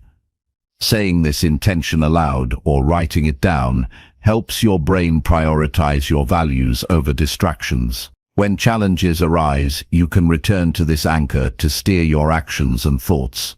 Incorporating movement into your morning routine sharpens your mind as well. Physical activity, even gentle stretching or walking, releases chemicals in the brain that improve focus and mood. Movement signals to your body that it's time to engage with the world, helping you shake off grogginess and prepare mentally for the day. It's important that this movement feels nourishing rather than taxing. The goal is to energize your mind without overwhelming it. Many people find that journaling in the morning cultivates clarity like nothing else. Writing your thoughts down helps organize your mental landscape and prevents worries from swirling unchecked. A simple practice is to write 3 things you're grateful for, 3 things you want to accomplish, and any thoughts or feelings you want to release. This ritual clears your mind of clutter and centers your focus on what truly matters. Over time, morning journaling can reveal patterns in your thinking and highlight areas where you need to adjust your mindset. Hydrating your body immediately after waking also contributes to mental clarity. Sleep naturally dehydrates you, and water helps jumpstart your metabolism and brain function. Drinking water first thing prevents sluggishness and supports your ability to concentrate. Pairing hydration with a nutritious breakfast fuels your body with the energy it needs to sustain focus throughout the morning hours. Creating boundaries around your morning is just as important as the activities you include. This means deciding not to engage with emails, social media, or news immediately upon waking. Those inputs are often filled with noise and urgency that can pull your attention in multiple directions before you have a chance to prepare your mind. Instead, protect the first moments of your day as sacred time for yourself. This boundary builds mental discipline and reduces reactive thinking, triggered by external distractions. Consistency is key when it comes to morning routines that enhance clarity. The benefits multiply when you practice the same habits daily, allowing your mind and body to anticipate and adapt to this rhythm. Over time, your routine becomes a signal to your nervous system that it's time to be alert, focused, and calm. This conditioning helps reduce morning anxiety and negative spirals because your brain is trained to expect a peaceful and intentional start. It's also important to remember that your morning routine should serve you, not become another source of pressure. It's not about perfection or a rigid checklist, but about creating a foundation that feels empowering and sustainable. On some mornings you might need more rest or gentleness, and that's okay. Flexibility in your routine allows you to honor your needs without losing sight of your intention to bring clarity to your day. Finally, the power of a morning routine extends beyond the first hour. It shapes how you handle stress, make decisions, and interact with others. When your mind is clear, you respond to challenges rather than react impulsively. You are less likely to be swept away by negative thoughts or distractions because you've already anchored yourself in calm and purpose. This clarity builds momentum that supports your growth and helps break the cycle of negativity that can otherwise derail progress.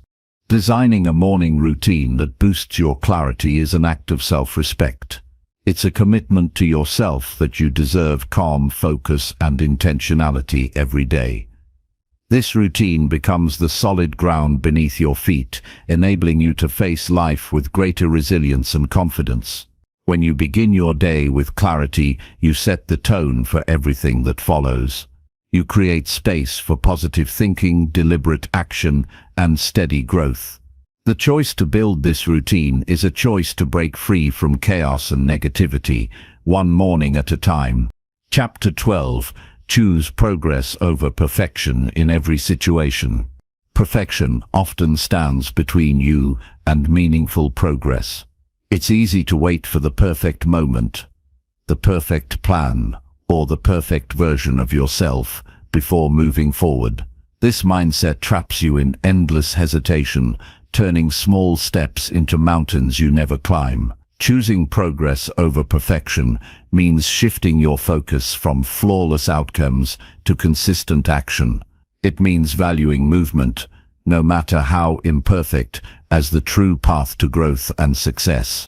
When you prioritize progress, you accept that mistakes, setbacks, and imperfections are inevitable parts of the journey. This acceptance frees you from the paralysis that perfectionism creates. Instead of fearing failure or judgment, you start seeing every attempt as a valuable step toward your goals. You build momentum by acting even when conditions aren't ideal, trusting that improvement comes through practice, not instant mastery. Choosing progress requires courage because it asks you to embrace uncertainty. You won't always have everything figured out, and that's okay. The key is to move forward despite the unknown. Action generates clarity. When you start, you learn what works and what doesn't. You gain new insights that shape your next steps. Progress, even if messy, brings you closer to your vision than waiting for an unattainable standard ever will. This mindset also changes how you handle setbacks. Instead of viewing them as proof you're not good enough, you see them as feedback. Each challenge teaches you what to adjust, what to let go, or where to invest more effort. Progress turns setbacks into lessons rather than roadblocks. It creates resilience because you know that forward motion is always possible, even if it's small. Perfectionism often hides behind the desire to avoid criticism or embarrassment. But when you choose progress, you become less concerned about others' opinions. You focus on your growth instead of approval. This internal shift builds confidence and self-trust. You begin to believe in your ability to learn and adapt, not in some fixed idea of perfect that doesn't exist. Another important aspect of choosing progress is breaking big goals into manageable parts. Large ambitions can feel overwhelming and feed perfectionist tendencies. By setting smaller, achievable targets, you create a steady stream of wins that encourage continued effort. Each small success builds confidence and reduces the pressure to be perfect from the start. This approach also encourages experimentation. Progress thrives in environments where you try new things without fear of being wrong. When you let go of perfection, you open yourself to creativity and innovation. You discover new possibilities because you're not confined by rigid expectations or fear of making mistakes. Progress invites flexibility and adaptability, both essential for growth. Choosing progress over perfection affects not only your goals, but also how you treat yourself. It fosters kindness and patience. You learn to celebrate effort rather than just results. You understand that growth is a process that takes time and that rushing or forcing things often backfires. This perspective cultivates a healthier relationship with yourself, reducing stress and burnout. The power of progress lies in its cumulative effect. Small improvements made consistently lead to significant change over time. When you focus on progress, you build habits that sustain your development. Each day becomes an opportunity to move forward. No matter how little, this continuous effort adds up, transforming your mindset and your life in ways that perfection never could. In daily life, choosing progress means starting tasks even if you don't feel ready. It means speaking up even if your words aren't perfectly formed. It means finishing projects without obsessing over every detail. It means forgiving yourself for mistakes and recommitting to your path. These choices strengthen your ability to keep moving and learning, which is the essence of personal growth. When you embrace progress, you reclaim control over your narrative. You stop waiting for external conditions to be just right and take responsibility for your growth now. This shift empowers you to create momentum, build resilience, and achieve more than you thought possible. Progress becomes a mindset that fuels every aspect of your life. Ultimately, choosing progress over perfection is a radical act of self-empowerment. It frees you from unrealistic standards and self-imposed limits. It invites you to engage fully with your journey, learning from every experience without fear or shame. By valuing progress, you open the door to continuous growth, deeper fulfillment, and lasting success. Chapter 13. Cut off toxic media that fuels your fear. In today's world, media surrounds us every moment, shaping how we perceive reality and ourselves. Unfortunately, much of the media we consume is designed to provoke fear, anxiety, and division. News cycles thrive on sensationalism. Social media platforms amplify outrage and negativity. Advertisements sell urgency and insecurity. If left unchecked, this toxic media seeps into your mind, fueling your fears and reinforcing negative thinking patterns. Protecting your mental and emotional space by cutting off harmful media is essential to breaking free from these destructive cycles. Understanding the impact of toxic media starts with recognizing how it affects your brain. Fear triggers the body's survival response, releasing stress hormones like cortisol and adrenaline. When you consume constant fear-based content, your nervous system stays in a heightened state of alert. This chronic stress reduces your ability to think clearly, stay calm, and act intentionally. It becomes difficult to see solutions or opportunities because your mind is overwhelmed by perceived threats. Your worldview narrows, and negativity becomes the default lens through which you interpret your life.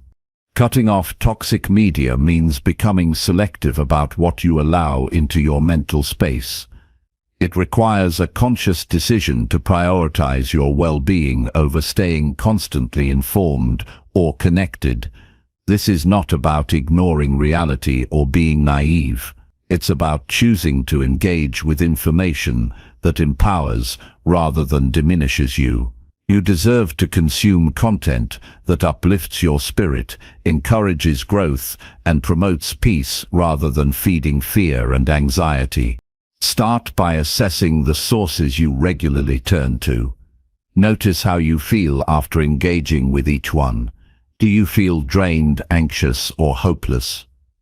Those are signs that the content is toxic for you. It might be a news outlet that sensationalizes disasters, a social media feed filled with divisive commentary, or entertainment that glorifies violence or despair. Recognizing these sources is the first step toward reclaiming your mental clarity. Next, create boundaries around your media consumption. Set specific times when you check the news or social media, instead of letting it interrupt your entire day. Limit exposure to headlines or posts that provoke fear or anger. Replace those moments with activities that calm your mind. Reading a book, meditating, going for a walk, or connecting with supportive people.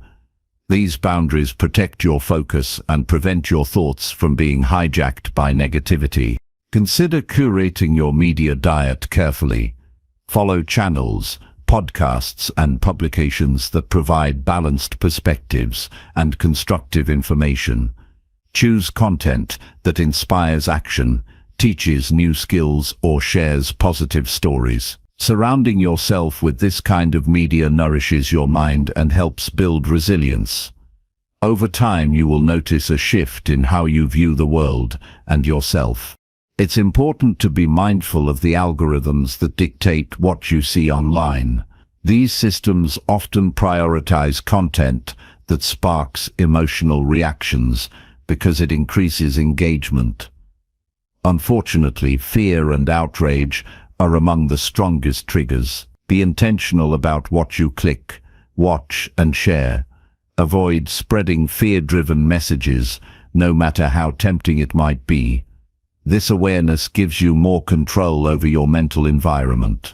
Disconnecting from toxic media also means being aware of the subtle ways fear seeps into everyday content. Even seemingly harmless entertainment can reinforce negative stereotypes or pessimistic worldviews. Be critical of the stories you consume. Ask yourself if they serve your growth or simply perpetuate anxiety. Choose to invest your time in media that expands your perspective and aligns with your values. When you reduce exposure to fear-fueled media, you create mental space to focus on what matters most. You regain the ability to think critically and act with intention. This clarity strengthens your ability to break negative thinking habits because you're no longer feeding them with external negativity. Instead, you're cultivating a mindset rooted in peace, possibility, and empowerment. Cutting off toxic media is not a one-time event, but an ongoing practice. As new sources and trends emerge, continuously evaluate their impact on your mind. Stay vigilant against creeping negativity and be willing to adjust your boundaries as needed. This discipline requires courage because it means resisting cultural pressure to stay plugged in at all times. But it also brings freedom to choose your thoughts and feelings rather than being controlled by the media's agenda. You may face resistance from others who don't understand your decision to limit media exposure. Some might accuse you of ignorance or being out of touch. Stand firm in your choice because your mental health and growth are priorities. Explain that your goal is not to avoid reality, but to engage with it more clearly and constructively. Your example can even inspire others to reconsider their own media habits. Ultimately, cutting off toxic media that fuels your fear is an act of self-respect and courage. It protects your inner peace and supports your journey toward breaking negative thinking patterns. By taking control of your media consumption, you reclaim your mental space and empower yourself to focus on what truly serves your growth. This choice strengthens your resilience, sharpens your clarity, and cultivates a mindset that thrives regardless of external chaos. In doing so, you build a foundation of calm and strength that propels you toward a more positive and fulfilling life. Chapter 14. Accept what you cannot change with full peace. Acceptance is a cornerstone of inner peace and resilience. It is not resignation or giving up, but a conscious choice to recognize reality as it is, without unnecessary resistance or denial. When you accept what you cannot change fully and peacefully, you free yourself from the burden of fighting against circumstances beyond your control. This freedom opens space for calm, clarity, and strength to focus on what you can influence. Many people spend tremendous energy trying to control the uncontrollable. They ruminate on past mistakes, worry about the future, or cling to expectations that cannot be met. This resistance creates tension and suffering because it sets you against reality itself. Acceptance dissolves this tension. It teaches you to meet life with openness rather than struggle, allowing you to conserve your energy for meaningful action. To accept what cannot be changed, start by identifying the things truly outside your power. These could be other people's decisions, natural events, past actions, or even your own limitations. A clear-eyed view of these facts helps prevent wasted effort chasing impossible outcomes. Acknowledge these realities calmly, without labeling them as good or bad. They simply are. This neutral observation is the foundation of peaceful acceptance. Peaceful acceptance does not mean ignoring problems or becoming passive. Instead, it means understanding where your influence ends and beginning there. When you recognize limits, you can shift focus to areas where your actions matter. This distinction between what you can and cannot change is vital for effective living. It prevents frustration and empowers deliberate choices. Sometimes acceptance requires confronting difficult emotions like grief, anger, or disappointment. These feelings arise naturally when facing unchangeable situations. Instead of suppressing them, allow yourself to feel fully. Accepting your emotional experience is part of accepting the situation itself. Through this process, emotions lose their grip and you find calm beneath the storm. Acceptance also involves releasing attachment to specific outcomes. Often, suffering comes from rigid expectations that reality should conform to our desires. When events unfold differently, resistance arises. Letting go of attachment is a practice of humility and trust. It recognizes that life is unpredictable and that peace comes from adapting rather than controlling. One practical way to cultivate acceptance is through mindful awareness. Pay attention to moments when your mind fights reality, when you replay scenarios, blame or resist what is happening. Gently bring your focus back to the present and remind yourself, this is how things are now. Mindfulness trains the mind to observe without judgment, reducing suffering caused by resistance. Another important element is self-compassion. Accepting what cannot change includes accepting yourself, your imperfections, past errors, and current limitations. Self-compassion softens harsh self-criticism and fosters a nurturing inner voice. This kindness strengthens your ability to face life's challenges without falling into despair. Acceptance invites you to trust the process of life. Although some things remain fixed, the broader flow of existence is dynamic and often surprising. By embracing uncertainty and impermanence, you cultivate flexibility and resilience. You learn to move with life's changes rather than against them, finding peace in each moment regardless of external circumstances. When acceptance becomes a habit, it transforms your relationship with stress and adversity. Challenges no longer feel like overwhelming obstacles, but as part of the natural rhythm of life. This shift allows you to respond calmly and effectively, preserving your mental and emotional energy. Peaceful acceptance becomes a source of strength rather than weakness. Living with full acceptance also deepens your gratitude. By embracing reality as it is, you notice the small gifts present, even in difficult times.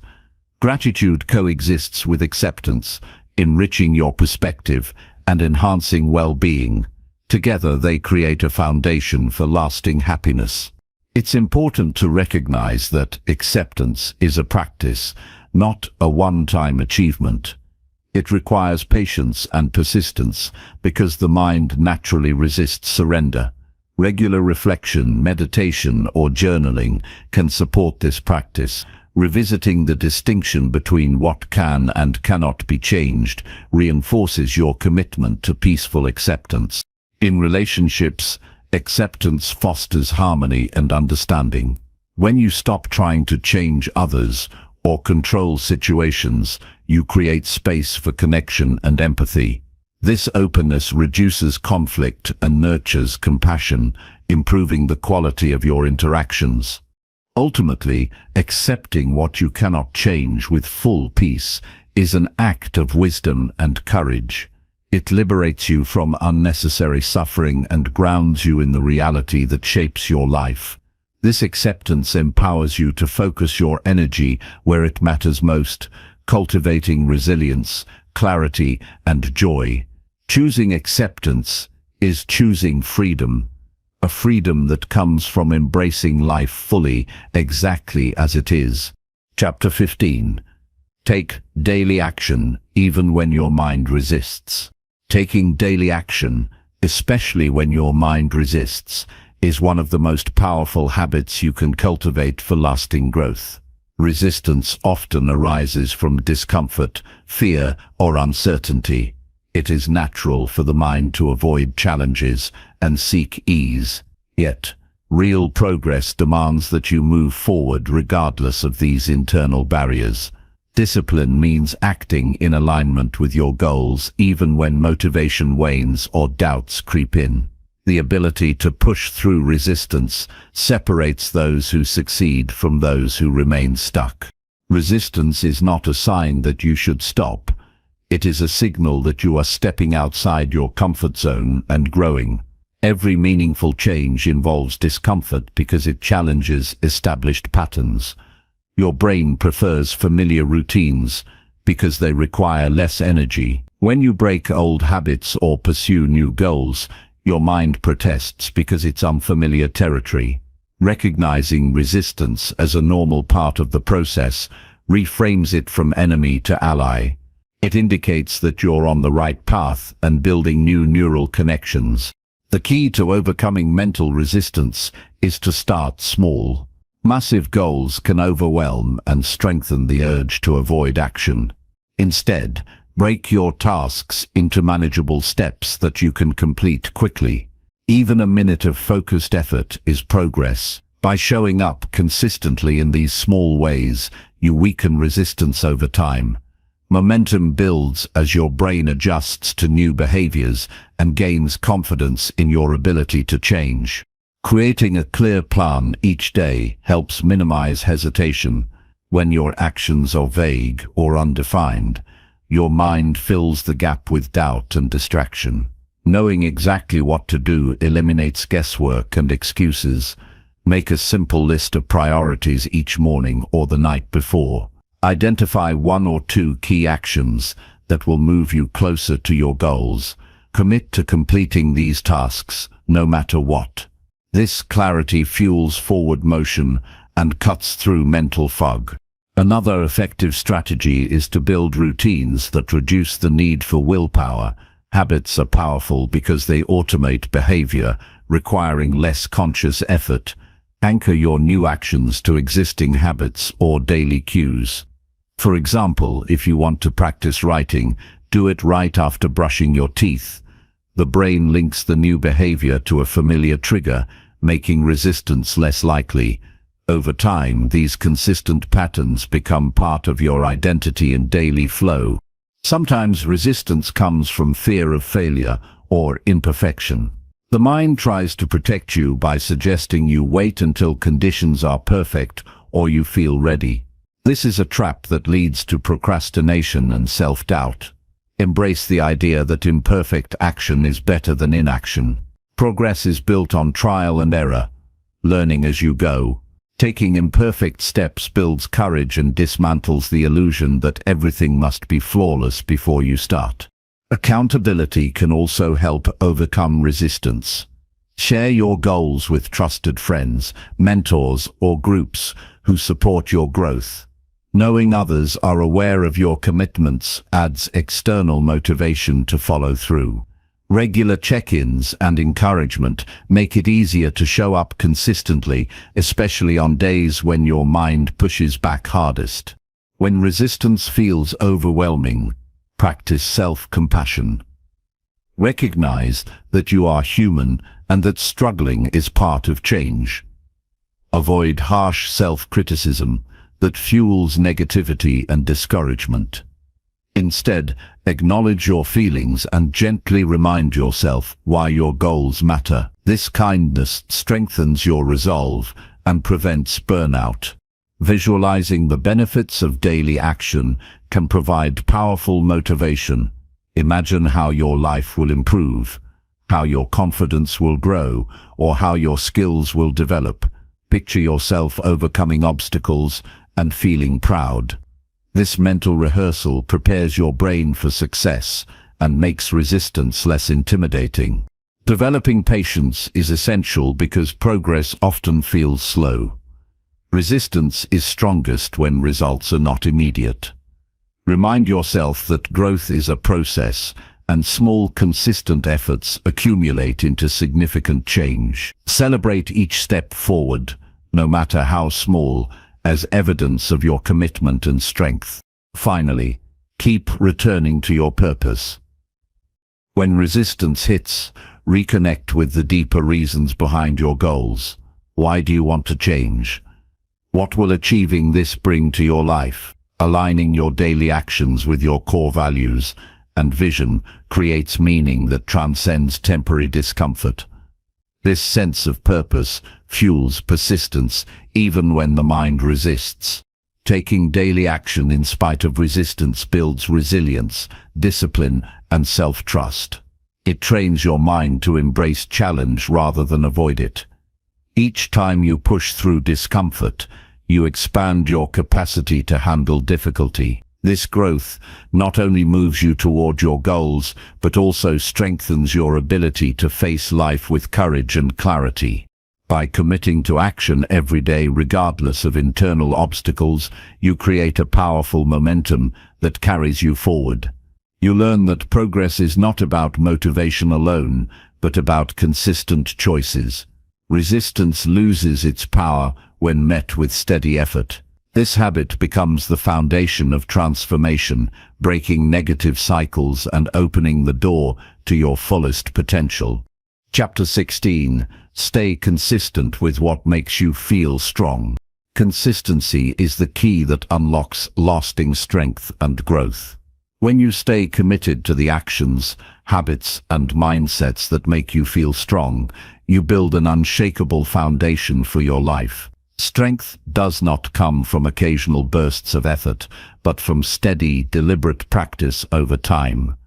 Each day that you choose to align with what empowers you, you reinforce your resilience and deepen your capacity to face challenges. Understanding what makes you feel strong begins with self-awareness. It requires honest reflection on the activities, thoughts, and relationships that fuel your energy and confidence. These may be practices like exercise, meditation, focused work, or moments of connection with loved ones. They could be mental habits, such as positive self-talk, setting boundaries, or engaging in meaningful learning. Identifying these sources of strength is the first step to consistency, because you cannot stay committed to something that doesn't genuinely support your well-being. Once you know what strengthens you, the next step is to create a routine that incorporates these elements regularly. Routines build structure, turning intentional actions into automatic habits that require less effort to maintain. Consistency reduces decision fatigue because your mind no longer debates whether or not to engage in empowering activities. They simply become part of your daily rhythm. This steady engagement nourishes your body, mind, and spirit in a sustainable way. Staying consistent also means prioritizing your needs over external demands that drain your energy. Life often pulls you in many directions, but choosing what makes you feel strong requires discipline to say no to distractions and obligations that do not serve your growth. Protecting your time and focus is a powerful act of self-respect that reinforces your strength. Each time you honor this priority, you deepen your commitment to yourself. Challenges and setbacks are inevitable, but consistency keeps you grounded through difficult times. Strength-building practices become anchors when life feels turbulent. They provide a stable base to return to, helping you maintain balance and perspective. Even when motivation falters, these routines offer a reliable source of renewal and confidence. The discipline of consistency trains your mind to persevere regardless of external circumstances. Consistency is also about embracing progress rather than perfection. There will be days when your energy is low or distractions abound, but showing up in some capacity matters most. Small actions accumulated consistently have a greater impact than sporadic, intense efforts. This mindset frees you from the pressure of needing to be perfect and encourages sustainable growth. It reminds you that strength is developed over time through persistent effort. Another important factor is adapting your practices as you grow. What makes you feel strong today might evolve as your needs and circumstances change. Staying consistent doesn't mean rigidly repeating the same actions without reflection. It involves regularly checking in with yourself and adjusting your habits to continue supporting your well-being effectively. This flexibility ensures that your consistency remains meaningful and aligned with your current self. Accountability can enhance consistency by providing external support and motivation. Sharing your goals and routines with trusted individuals creates a network of encouragement. When others know about your commitments, you are more likely to follow through. Regular conversations about your progress help maintain focus and inspire resilience during challenging moments. Community reinforces your dedication to what strengthens you. Consistency also deepens your self-trust. Each time you follow through on actions that make you feel strong, you prove to yourself that you are reliable and capable. This trust builds confidence that carries over into other areas of life. You begin to believe in your ability to handle difficulties and pursue growth with determination. Self-trust becomes a powerful force that sustains you through uncertainty. Cultivating consistency requires patience because the benefits often appear gradually. Strength built through daily habits compounds over weeks and months, leading to noticeable shifts in your physical, mental, and emotional state. Recognizing and celebrating these small victories encourages continued commitment. Patience and perseverance form a partnership that transforms routine actions into profound personal power. To maintain consistency, it helps to set clear intentions each day. Remind yourself why these actions matter and how they contribute to your overall well-being. Visualize the positive effects of staying true to what makes you feel strong. This mental reinforcement fuels motivation and keeps your focus sharp. Intentionality transforms routine into purposeful practice. In moments when consistency feels difficult, return to your core values and purpose. Reflect on what strength means to you and how it supports your life's vision. This deeper connection inspires persistence beyond fleeting emotions or circumstances. It anchors your commitment in something meaningful and enduring. Finally, staying consistent with what makes you feel strong is an ongoing journey rather than a destination. It requires continuous attention, reflection, and adjustment. This journey deepens your self-awareness, sharpens your discipline, and strengthens your resilience. The more consistently you engage with empowering practices, the more robust and adaptable you become. This commitment creates a positive cycle where strength fuels further consistency and growth.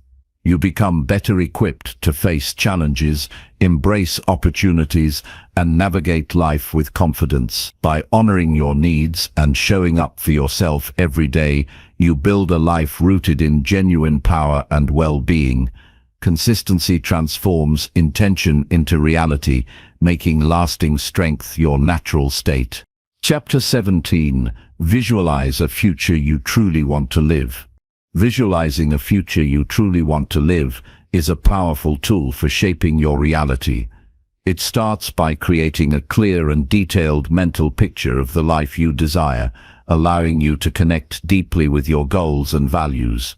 When your vision is vivid and inspiring, it acts as a compass, guiding your actions and decisions. This clarity transforms abstract hopes into concrete motivation, turning dreams into achievable plans. The process of visualization is not about wishful thinking or ignoring present challenges. It is an intentional exercise that trains your mind to focus on positive outcomes and possibilities. Your brain responds to detailed mental images as if they are real experiences. This response strengthens your belief in your ability to succeed and prepares you emotionally and mentally for the journey ahead. Visualization bridges the gap between where you are now and where you want to be. Begin by identifying what matters most to you. Reflect on the areas of your life that bring fulfillment, relationships, career, health, personal growth, or contribution. Consider what a satisfying future looks like in these dimensions. The more specific and authentic your vision, the more it resonates with your inner self. Avoid vague or generic ideas. Instead, craft a detailed scene that you can mentally revisit often. Engage all your senses in your visualization. Imagine the sights, sounds, smells, and feelings associated with your future life. How does your environment look? What emotions do you experience? Who surrounds you?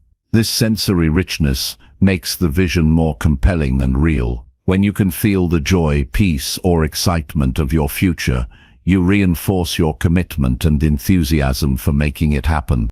Regularly dedicating time to visualization strengthens its impact. Integrate this practice into your daily routine, perhaps during quiet moments in the morning or before sleep. Consistency deepens your mental image and keeps your goals at the forefront of your mind. This focus helps you recognize opportunities and make choices aligned with your vision.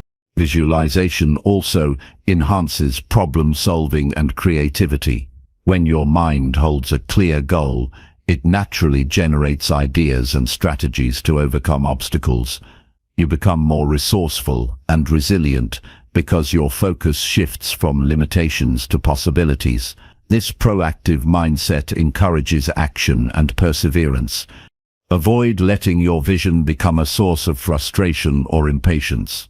While visualizing your ideal future, maintain a balanced perspective on the present moment. Use your vision as motivation rather than a comparison that breeds dissatisfaction. Trust that growth happens gradually and that each step you take brings you closer to your goals. Align your daily actions with your vision. Use it as a filter for decisions and priorities. Ask yourself if what you are doing now moves you toward that future. This alignment creates coherence between your thoughts, feelings, and behaviors, which is essential for sustainable progress. Sharing your vision with trusted individuals can deepen your commitment. Expressing your goals aloud brings clarity and accountability. Supportive relationships encourage you and hold you responsible for pursuing your dreams. Community reinforces your belief in your potential and provides valuable feedback and encouragement. Visualization builds confidence by allowing you to mentally rehearse success. Imagining yourself navigating challenges and achieving milestones prepares you emotionally. This mental practice reduces anxiety and increases your readiness to face real-world situations with calm and assurance. Be mindful to update your vision as you grow and learn. Your desires and understanding of what truly fulfills you may evolve. Revisiting and refining your mental picture ensures it remains relevant and inspiring. Flexibility in your vision supports adaptability in your journey. Ultimately, visualizing a future you truly want to live is an act of empowerment. It shifts your mindset from passive hope to active creation. This practice cultivates optimism, determination, and clarity, equipping you to turn your dreams into reality. By consistently engaging with your vision, you build a purposeful path that leads to meaningful and lasting fulfillment. Chapter 18. Build a daily habit of gratitude and reflection. Developing a daily habit of gratitude and reflection transforms your relationship with life and yourself. When practiced consistently, gratitude shifts your focus from scarcity to abundance, allowing you to see the good even amid challenges. Reflection deepens your awareness, helping you learn from experiences and align your actions with your values. Together, these habits foster a mindset of growth, peace, and resilience. Gratitude is more than saying thank you. It's a deliberate choice to recognize and appreciate the positive aspects of your life, no matter how small. This shift in perspective rewires your brain to notice opportunities, kindness, and beauty that often go unnoticed. Regularly acknowledging what you are thankful for reduces negative thinking and increases emotional well-being. It encourages optimism, which strengthens your ability to cope with difficulties. To start, set aside a few minutes each day to focus on gratitude. This can be in the morning to set a positive tone, or at night to reflect on the day's blessings. Write down 3 to 5 things you are grateful for. They can be simple, like the warmth of sunlight or a kind word from a friend. The key is consistency and sincerity.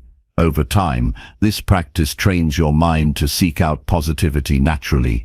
Reflection complements gratitude by encouraging you to pause and examine your thoughts, feelings, and actions. It invites you to consider what you did well, what you can improve, and how you are progressing toward your goals. This introspection fosters self-awareness, which is essential for meaningful change. Through reflection, you connect with your inner wisdom and clarify your priorities. Incorporate reflection by journaling your experiences, asking yourself thoughtful questions, or simply sitting quietly in meditation. Reflect on moments of success and struggle alike. What lessons emerge? How did you respond? What can you do differently moving forward? This process turns daily experiences into valuable learning opportunities, deepening your understanding of yourself. Gratitude and reflection together create a balanced mindset. While gratitude fills you with appreciation for what is good, reflection grounds you in reality and encourages growth. This balance prevents complacency and keeps you motivated to improve without losing sight of the present blessings. Building these habits also improves emotional regulation. Gratitude reduces stress and anxiety by activating positive neural pathways. Reflection helps you process emotions constructively rather than reacting impulsively. Together they support mental clarity and emotional stability, essential qualities for breaking negative thinking. Consistency is crucial. Like any habit, gratitude and reflection require daily attention. Use reminders such as alarms, journals, or apps to keep the practice alive. Making it part of your routine increases the likelihood of long-term success and integrates these habits into your identity. You may notice that gratitude enhances your relationships. Recognizing and expressing appreciation for others fosters connection and kindness. Reflection helps you communicate more clearly and understand others' perspectives. These social benefits reinforce your emotional well-being and create a supportive environment for growth. Challenges may arise when difficult days make gratitude and reflection harder. During these times, focus on small positive details or lessons learned. Even recognizing your resilience is an act of gratitude. Reflection during adversity builds strength and prepares you for future obstacles. Over time, gratitude and reflection cultivate a profound sense of contentment and purpose. They shift your mindset from scarcity to abundance, from reaction to intention. This transformation empowers you to break free from negative thinking and live with greater joy and clarity. Make gratitude and reflection your daily companions. Allow them to guide your thoughts, shape your actions, and nurture your spirit. This commitment is a powerful step toward continuous self-improvement and a fulfilling life. Through these simple yet profound habits, you build a foundation of strength and wisdom that supports every aspect of your journey. Chapter 19. Learn to rest without guilt and restore energy. Rest is often misunderstood as a luxury or an indulgence, rather than a necessary part of a balanced and productive life. Learning to rest without guilt is a vital skill for sustaining energy, clarity, and resilience. Rest replenishes the body and mind, restores focus, and prepares you to meet challenges with renewed strength. Ignoring the need for rest or feeling guilty about taking breaks only drains your resources and limits your potential. The first step toward guilt-free rest is recognizing that rest is not the opposite of productivity, but its foundation. Just as a car cannot run indefinitely without refueling, your body and mind require regular recovery to function optimally. When you allow yourself to rest, you honor your humanity and support your capacity to perform at your best. This mindset shifts rest from being a reward for hard work to an essential practice for well-being. Many people struggle with guilt around resting because of societal pressures to always be busy or productive. This cultural narrative equates worth with output and undervalues the power of renewal. Challenging these beliefs is necessary to embrace rest fully. Understand that resting enhances your effectiveness, creativity, and emotional balance. It is a strategic choice, not a sign of weakness or laziness. To rest without guilt, start by scheduling intentional breaks into your day. These pauses can be brief moments of stillness, a walk outside, or a short nap. Treat these breaks as non-negotiable appointments with yourself. Consistency in resting helps regulate stress and prevents burnout. When you prioritize rest, your mind becomes more focused and your decisions clearer. Creating a restful environment supports your ability to disconnect and recharge. Find spaces that feel calming and free from distractions. Use soothing sounds, comfortable seating, or natural light to enhance relaxation. Minimizing interruptions during rest periods respects your need for recovery and signals to your brain that it is safe to relax. Learn to listen to your body's signals for rest. Fatigue, irritability, or difficulty concentrating are indicators that your energy reserves are low. Rather than pushing through, respond with compassion and pause. Honoring these signs prevents exhaustion and supports sustainable performance. Over time, you become more attuned to your rhythms and needs. Rest also includes mental and emotional renewal. Practices such as meditation, deep breathing, or journaling help clear mental clutter and release tension. These activities cultivate mindfulness and presence, allowing you to return to tasks with a fresh perspective. Mental rest strengthens resilience by reducing anxiety and improving emotional regulation. It is important to separate rest from procrastination. Rest is deliberate and rejuvenating, while procrastination is avoidance driven by fear or overwhelm. Developing self-awareness helps you distinguish between the two. Use rest as a tool to recharge before returning to challenges, rather than as an escape from responsibility. Setting boundaries around your time enhances your ability to rest. Learn to say no to demands that interfere with your recovery. Communicate clearly about your needs and protect your rest periods fiercely. Boundaries create the space necessary for renewal and reinforce your commitment to self-care.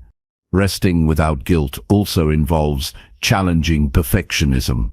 The drive to constantly do more or be better can sabotage your ability to pause. Accept that rest is part of the process and contributes to your growth. Allow yourself permission to slow down without judgment. Integrate restful rituals into your routine to signal your body and mind to unwind.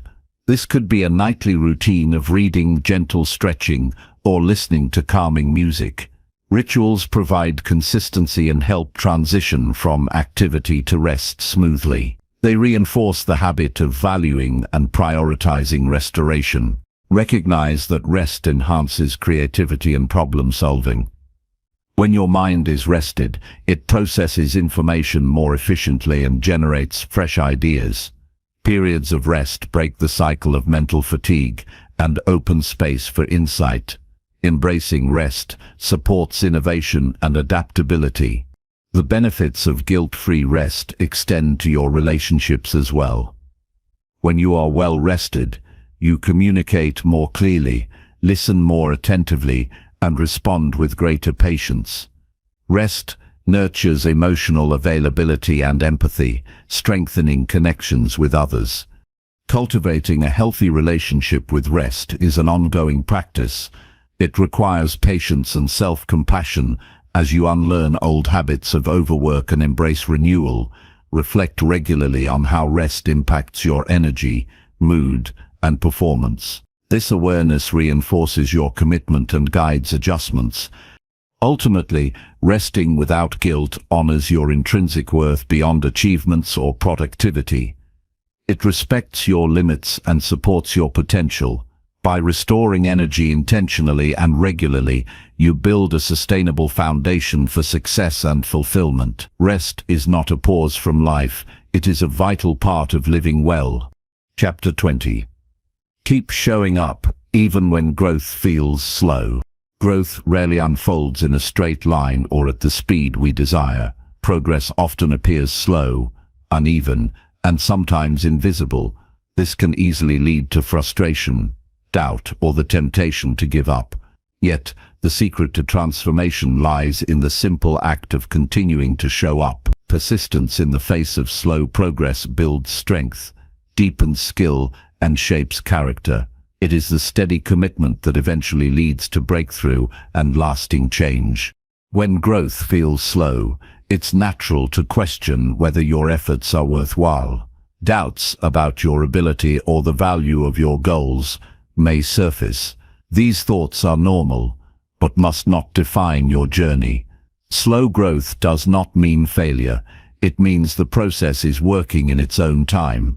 Much like nature's cycles, personal development requires seasons of quiet preparation before visible results emerge. Trusting this rhythm allows you to maintain momentum even when progress isn't obvious. Consistency is the foundation for overcoming discouragement. Each day you commit to your goals, no matter how small the action, you are planting seeds for future growth. These daily efforts accumulate beneath the surface, strengthening your skills, habits, and mindset. Showing up regularly rewires your brain, builds discipline, and creates momentum. This steady pace is far more effective than bursts of intense effort followed by long pauses. It helps to shift your focus from outcome to process. Instead of fixating on the speed of change, pay attention to the quality and intention of your actions. Celebrate the commitment you make each day, the lessons you learn, and the resilience you build. Recognize that growth is about becoming stronger and wiser, not just achieving milestones. This mindset reduces pressure and fosters patience, making it easier to persevere. Setting realistic expectations supports long-term persistence. Understand that meaningful change takes time, effort, and repeated practice. Avoid comparing your progress to others or to idealized standards. Your journey is unique, and growth unfolds at a pace suited to your circumstances and readiness. Accepting this reduces frustration and builds compassion for yourself. Tracking your progress, even in small ways, can boost motivation. Keep a journal or log where you note daily actions, insights, or improvements. Over weeks and months, reviewing these records reveals patterns of growth that might otherwise go unnoticed. This evidence of progress reinforces your commitment and confidence, especially during tough periods. Building a support system enhances your ability to keep showing up. Surround yourself with people who encourage your efforts and believe in your potential. Sharing your journey with others provides accountability and emotional reinforcement. Supportive relationships help you navigate setbacks and renew your determination. It is also important to develop strategies for managing setbacks and plateaus. Growth is rarely linear. Moments of stagnation or regression are normal. Rather than viewing these as failures, see them as opportunities to reassess, learn and adjust your approach. Resilience comes from responding constructively to challenges, not avoiding them. Self-compassion is vital when progress feels slow. Be kind and understanding toward yourself, instead of critical. Acknowledge the effort you are making and the courage it takes to continue. Compassion fuels endurance by reducing negative self-talk and fostering a positive inner dialogue. Motivational reminders can sustain your focus. Reflect regularly on your reasons for pursuing growth and the vision of the life you want. Reconnect with your values and the deeper purpose behind your actions. This connection provides emotional energy to persist even when external progress is hard to see. Developing rituals or habits that support daily commitment makes it easier to show up consistently. Anchoring your efforts to specific times, places, or routines removes decision fatigue and creates structure. These routines create momentum by embedding growth-oriented behaviors into your lifestyle. Visualizing small victories can increase your drive. Imagine the sense of accomplishment and pride you will feel as you continue despite challenges. This mental rehearsal strengthens your motivation and reinforces positive expectations. Keeping perspective helps manage impatience. Remind yourself that slow growth is still growth. Every moment spent learning, practicing, and persisting shapes your future self. The compound effect of small actions over time leads to transformation that lasts. Recognize that perseverance builds character as much as skills. The habit of showing up in difficult moments develops qualities like patience, courage, and integrity. These traits become valuable resources that enrich all areas of your life beyond the immediate goals. Remember that meaningful success is rarely instant. Most accomplishments result from steady, persistent effort over long periods. Trusting the process requires faith in your ability to grow and confidence that your efforts matter. Lastly, stay open to adjusting your methods as you learn more about yourself and your goals. Flexibility in approach allows you to overcome obstacles and maintain progress. Being adaptable while remaining committed to showing up ensures you keep moving forward no matter what. Showing up even when growth feels slow is an act of profound courage and wisdom. It honors the reality that transformation is a journey, not a destination. By choosing persistence, you cultivate resilience, deepen your skills, and create the conditions for lasting change. This steady dedication is the true essence of success and the foundation for a fulfilling life.